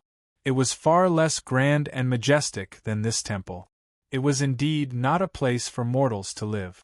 The stone walls of the temple were covered in dust. It must have been many years since anyone had come to visit this most mysterious place in the world. Xiaoen swallowed and prepared to find a way to enter the temple. He had been entrusted with an important task by the emperor, and had requested the recipe for immortality. Now that success was at hand, he was naturally excited. But Ku-he was not like him. He very devoutly knelt in front of the temple, constantly kowtowing. Gradually, blood began to seep from his forehead. He walked towards the door of the temple and stretched out his hand, but he could not touch the giant door. It seemed that as his fingertips moved forward, the giant door was retreating in a strange way. The divine temple was right in front of them, but it was far away. 30 years later, in the cave, the dying Shan's eyes were filled with a trace of sadness. "I couldn't get in." Fan Xian loosened his tightly clenched hands and quietly said, "This is something that can be imagined. Otherwise, the 4 great grandmasters would become the 5 great grandmasters. He is stronger than me. Even if I had his luck, I would not be able to enter the realm of a great grandmaster. Xiao En shook his head. But he was not able to enter either. That temple seemed to be protected by some mysterious power. Back then, he and I were the strongest warriors in the world, and yet we were unable to enter. Fan Xian came to a realization. Among the secrets of the world, Teacher Fei Jie had once mentioned that he had knelt on the stone steps in front of the temple for a long time before he gained the power to dominate a region. It seemed that this rumor was somewhat true. He suddenly furrowed his brows and asked, "What exactly is a temple?" This was a question that Xiaoan could not answer. The old man said weakly, "There is a large plaque at the front door of the divine temple. But it is very old, and I cannot make out what is written on it. I suspect that it is a rune left behind by the heavens." Fan Xian's heart trembled. "What kind of rune is it?" Xiao En looked at the excited Fan Xian, and his eyebrows twitched. It seemed that this young man, on the brink of death, was still so curious about the unknown. He was a little interested. "It is the character Wu." The old man stretched out his finger with some difficulty and gestured in the air. Fan Xian immediately understood and said to himself, "The hidden dragon does not use?" As soon as the words left his mouth, he laughed in spite of himself. "There are 3 identical runes," Xiao En continued. His finger moved up and down in the air, and then up and down again, drawing 2 arcs. His fingertips pierced through the air, giving off a mysterious feeling. Fan Xian was a little surprised. He knew that he could not discover anything from such simple runes. Did the divine temple have anything to do with his rebirth? Did it have anything to do with his mother? It seemed that he would have to wait for the future to find out. But he might not be as lucky as He and Xiao En, who would be able to survive the long polar night. "I don't think the story ends so simply." Xiao En coughed. "That's right. When a goal that you have so painstakingly pursued is right in front of you, but you can never reach it, you will always feel a strong sense of dissatisfaction." He very sincerely knelt on the stone steps in front of the divine temple, and I began to slowly walk towards the high wall on the side of the mountain. Outside the cave, the darkness enveloped the 2 of them. There was no fire, so there was no light. Xiao En's indifferent voice recounted the events of decades ago, and it seemed very strange. Fan Xian suddenly said in a soft voice, "You were looking for a sewer?" Xiao En looked at the young man's silhouette at the mouth of the cave. "You were in the same profession. Of course you knew what I would have done. You couldn't even get close to the wall. How could you have entered the divine temple through a sewer? Besides..." Fan Xian frowned. "For a place like this left behind by the heavens, it is not certain that there would be a sewer." "So I failed," Xiao En said straightforwardly. "Now that I think about it, I was very brave at the time. Facing the divine temple, I still thought of these earthly methods. And then... Xiao En sank into a very strange mood. "Then I walked back to the main entrance of the divine temple, and found that he was putting something in his pocket. I was a little curious, and just as I was about to ask him about it..." The old man's speech slowed, and Fan Xian's heart jumped. The door of the divine temple opened. "Huh!" Fan Xian subconsciously moved a little closer to Xiao En, as if he wanted to protect this guy from 30 years ago. An absurd smile appeared in Xiao En's eyes. In a hoarse voice, he said, "The door of the divine temple opened without a sound. I was overjoyed, and just as I was about to enter, from the world's largest door, a most wonderful person suddenly ran out." "The most wonderful person?" "Yes, it was a little fairy." Xiao En stood stupidly outside the door of the divine temple, watching helplessly as a little girl rushed into his arms. He almost spat out a mouthful of blood. Out of the corner of his eye, he saw he rushed to the door of the divine temple like a ferocious tiger, tangling with a black light inside the divine temple. The young Ku he was already the youngest superior 9th-level master in the world. At this moment, he was stimulated by some unknown reason, and the power within his body was completely unleashed to the peak. He was actually entangled with the mysterious black shadow inside the divine temple. Qi flew in all directions and the snow was thrown into chaos. After a few breaths, Xiaoen remembered that there was a little girl in his arms. Before he could react, he heard the little girl shout to Ku He, who was on the bluestone steps, "Retreat." It was a very simple word, but coming from the mouth of the little girl, it was as if she was the ruler of a generation. No one could question her. That kind of natural power made Xiaoen's heart tremble, and then he received a slap in the face. "You retreat too." Ku He floated away, and Xiaoen, holding the little girl in his arms, tumbled down the stone steps. He was 30 meters away from the main door of the divine temple. The black light suddenly shrank back into the divine temple, and did not pursue. Xiaoen looked at the giant door with lingering fear. He thought that the black light seemed to be a human figure, and he could not help but be afraid, because Ku He was now beside him, spitting up blood. Even Ku He was not a match for the other. The people inside the divine temple could not be viewed with the eyes of mortals. He came to a realization very quickly. It must have been that when he went to find the sewers, Ku He, who was kneeling on the bluestone steps, and the little girl in his arms had come to some kind of agreement to help her escape from the divine temple. But who was this little girl? "Hold me, pull him, go." The little girl seemed to be a little afraid of the cold, and buried her face in Xiaoen's chest. Xiaoen did not dare to be negligent. He grabbed Ku He by the collar and ran down the snowy mountain. He did not know how long they ran, but he finally ran back to his tent. It was not until he sat down in his tent, panting, that he came to his senses. Why did he run? The elixir of immortality that His Majesty wanted had not yet arrived. Why did he listen to this little girl? And strangely enough, the immortals in the divine temple did not chase him.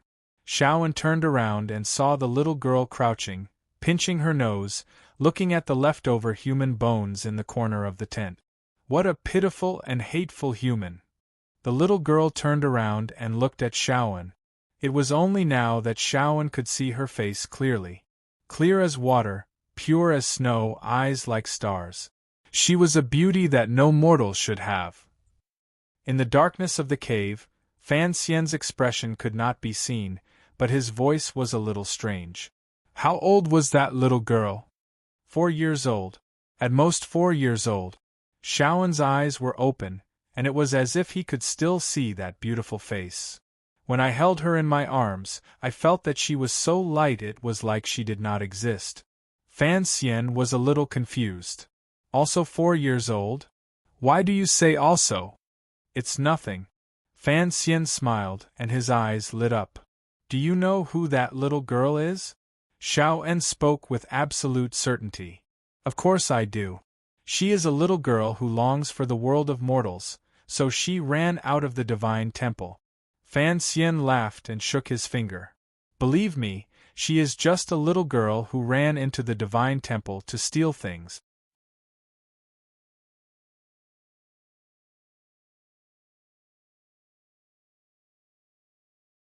Chapter 242.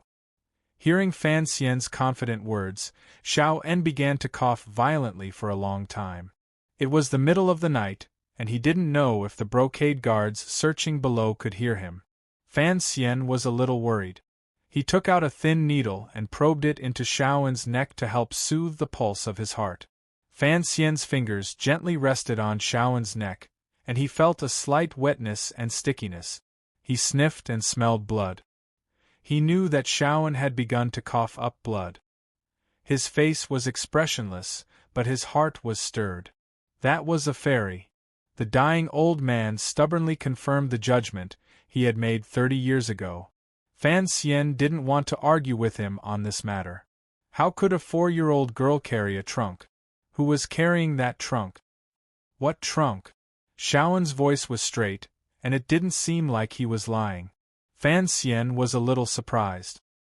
He knew that there was no need for him to hide anything, and Wu Zhu had not yet appeared.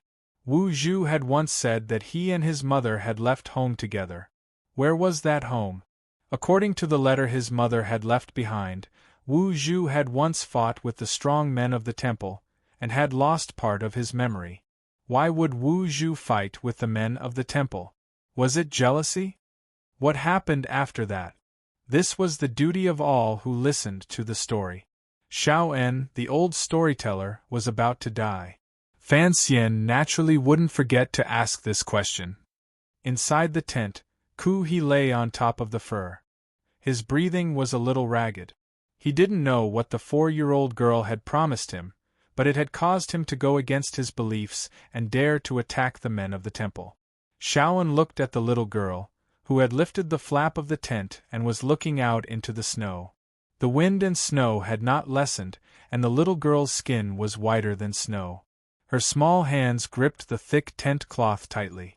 She was so small, and looking out into the vast world, she felt a sense of loneliness that did not match her age.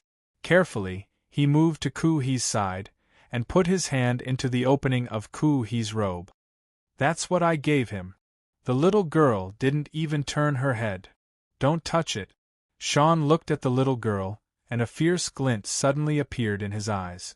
What Ku He was hiding in his bosom must be some sort of heavenly book from the temple. Xiao En could not help but be tempted. But when he remembered that the little girl was a fairy who had sneaked out of the temple, Xiao En immediately gave up on the idea. He knelt down respectfully and kowtowed to the little fairy at the door, saying, "I am the commander of the Discipline Commission of Dewei. Under the orders of His Majesty, I have come to the temple to listen to the heavenly edict. I beg the heavenly deity to grant me the elixir of immortality." This was Sean's mission, and he had not forgotten it. The girl at the door laughed when she heard that. She laughed very happily. After a while, she suddenly threw a pill at Sean. "You helped me, so I'll help you too. Since that monk has benefited, you should benefit too." Xiao En took the pill and examined it carefully. He couldn't see anything special about it, but since it was a gift from a fairy, he couldn't ignore it. He took out the jade box and carefully placed it inside. "You should go back." The little girl's tone was somewhat old-fashioned. "There's no point in staying here." Xiao En was a little disappointed. They had finally found the temple, but they hadn't entered. He didn't know what the immortals inside looked like. "Thank you, fairy, for the pill. Don't come here again," the little girl suddenly said softly. "And don't tell anyone where the temple is. If I find out that you have revealed the location of the temple, I will kill you." The little girl turned around, her young face full of frost. "Do you hear me?" Xiao En bowed his head in agreement. Although such cold words came out of the mouth of a little girl who looked like she was carved from ice and snow, the fact that a 4-year-old girl could speak so clearly proved that she was not an ordinary person. Even though Xiao En was the leader of the Tiki of Dewei, he still didn't dare disobey. The old man had no choice but to obey. After Ku He woke up, the fairy forced the two of us to swear a deadly oath. Then we began to head south. During those few days, the smile on the fairy's face gradually grew. It was as if she thought that stepping into the world of mortals was a very interesting thing. Xiao En continued to recollect. "It's strange. Every time Ku He and I looked at her back, we couldn't feel any mysterious power within her. There is a difference between immortals and mortals. We are mortals and we can't understand." Then one day, the fairy turned around and looked at the snowy mountain behind her. She suddenly said to herself, "He's too pitiful." I remember those words very clearly, because I have never seen such compassion on a mortal's face.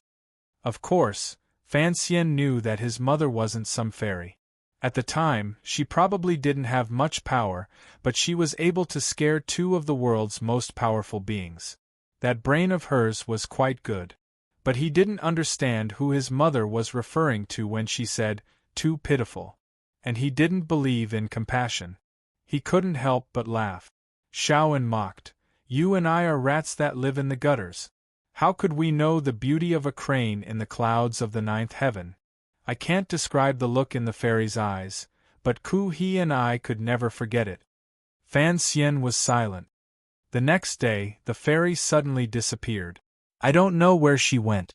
In that cold, endless snow, she suddenly disappeared without a trace. Ku He and I were scared half to death. In the cave, Xiao En gasped for breath as he recalled. It was the most mysterious adventure of my life.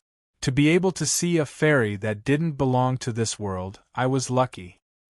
And then you and Ku He returned to Northern Way? Fan Xian asked. That's right. The journey back was more dangerous than when we left. But in short, we came back safely. Shaoan said, I gave the pill that the fairy bestowed upon me to His Majesty, and that was the end of the matter. Fan Xian said, Don't lie to me. That pill must have fallen into your stomach a long time ago. Xiao En laughed hoarsely. I knew I couldn't lie to you. Fan Xian said, Where in this world can there be an elixir of immortality? That kind of temptation is something that no normal person could resist. Xiao En sighed. Of course, after I took the pill, I realized that it only improved my constitution. There was no way I could live forever. Only then did I realize that the fairy could also lie. I believe that the fairy loved to lie, Fan Xian said, a little absent-minded. Perhaps even her death was a lie. What death? Shaoan said. How could a fairy die? Fan Xian ignored him. He closed his eyes and committed Shaoan's recollection to memory. Then he stood up and gripped the dagger. There was no light all around. Dark clouds covered the stars and the moon.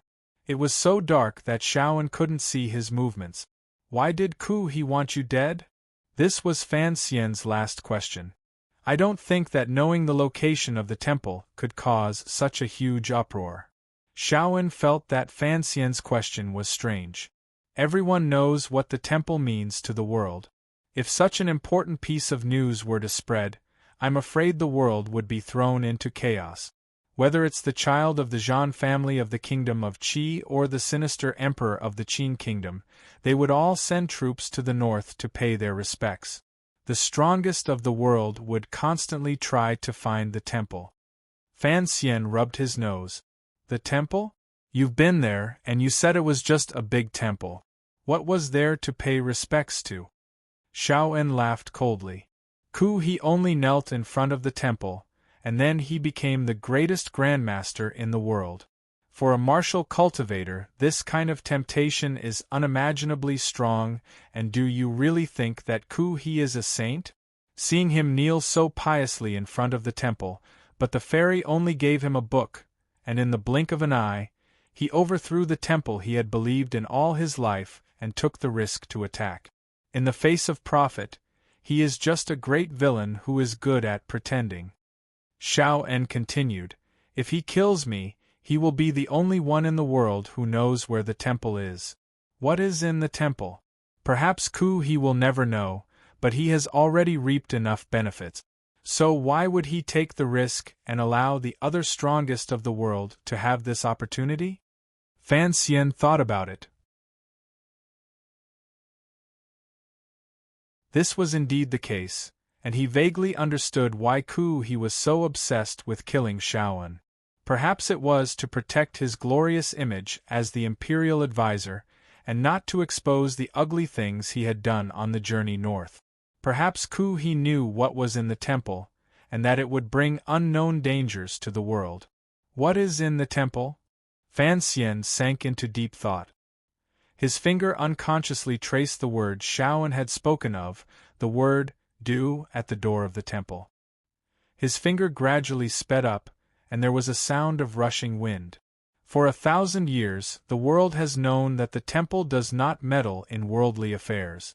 Ku He and I going to find it was already a very risky gamble. Reality has proven that so long as we leave the temple, the people in the temple will not cause trouble for the people of the world. Ku he is the protector of northern Qi. How would he dare to take the risk of offending the heavens? Xiao En's energy was gradually waning, and his voice was getting quieter and quieter. But the fear in his voice still lingered. Furthermore, the fairy forced us to swear a deadly oath. Even if Ku he always boasted that he was the one closest to the heavens, would he dare to break his oath? Don't take things like oaths too seriously, said Fan Xian. Didn't you tell me the location of the temple? That's because I am going to die. Xiaoen turned his head to the side with some difficulty. And you will die in this cave. Fan Xian smiled apologetically. I don't think so. You're tuning in to the Phoenix Knights YouTube channel. Don't forget to subscribe and join us on this journey to catch the most captivating stories.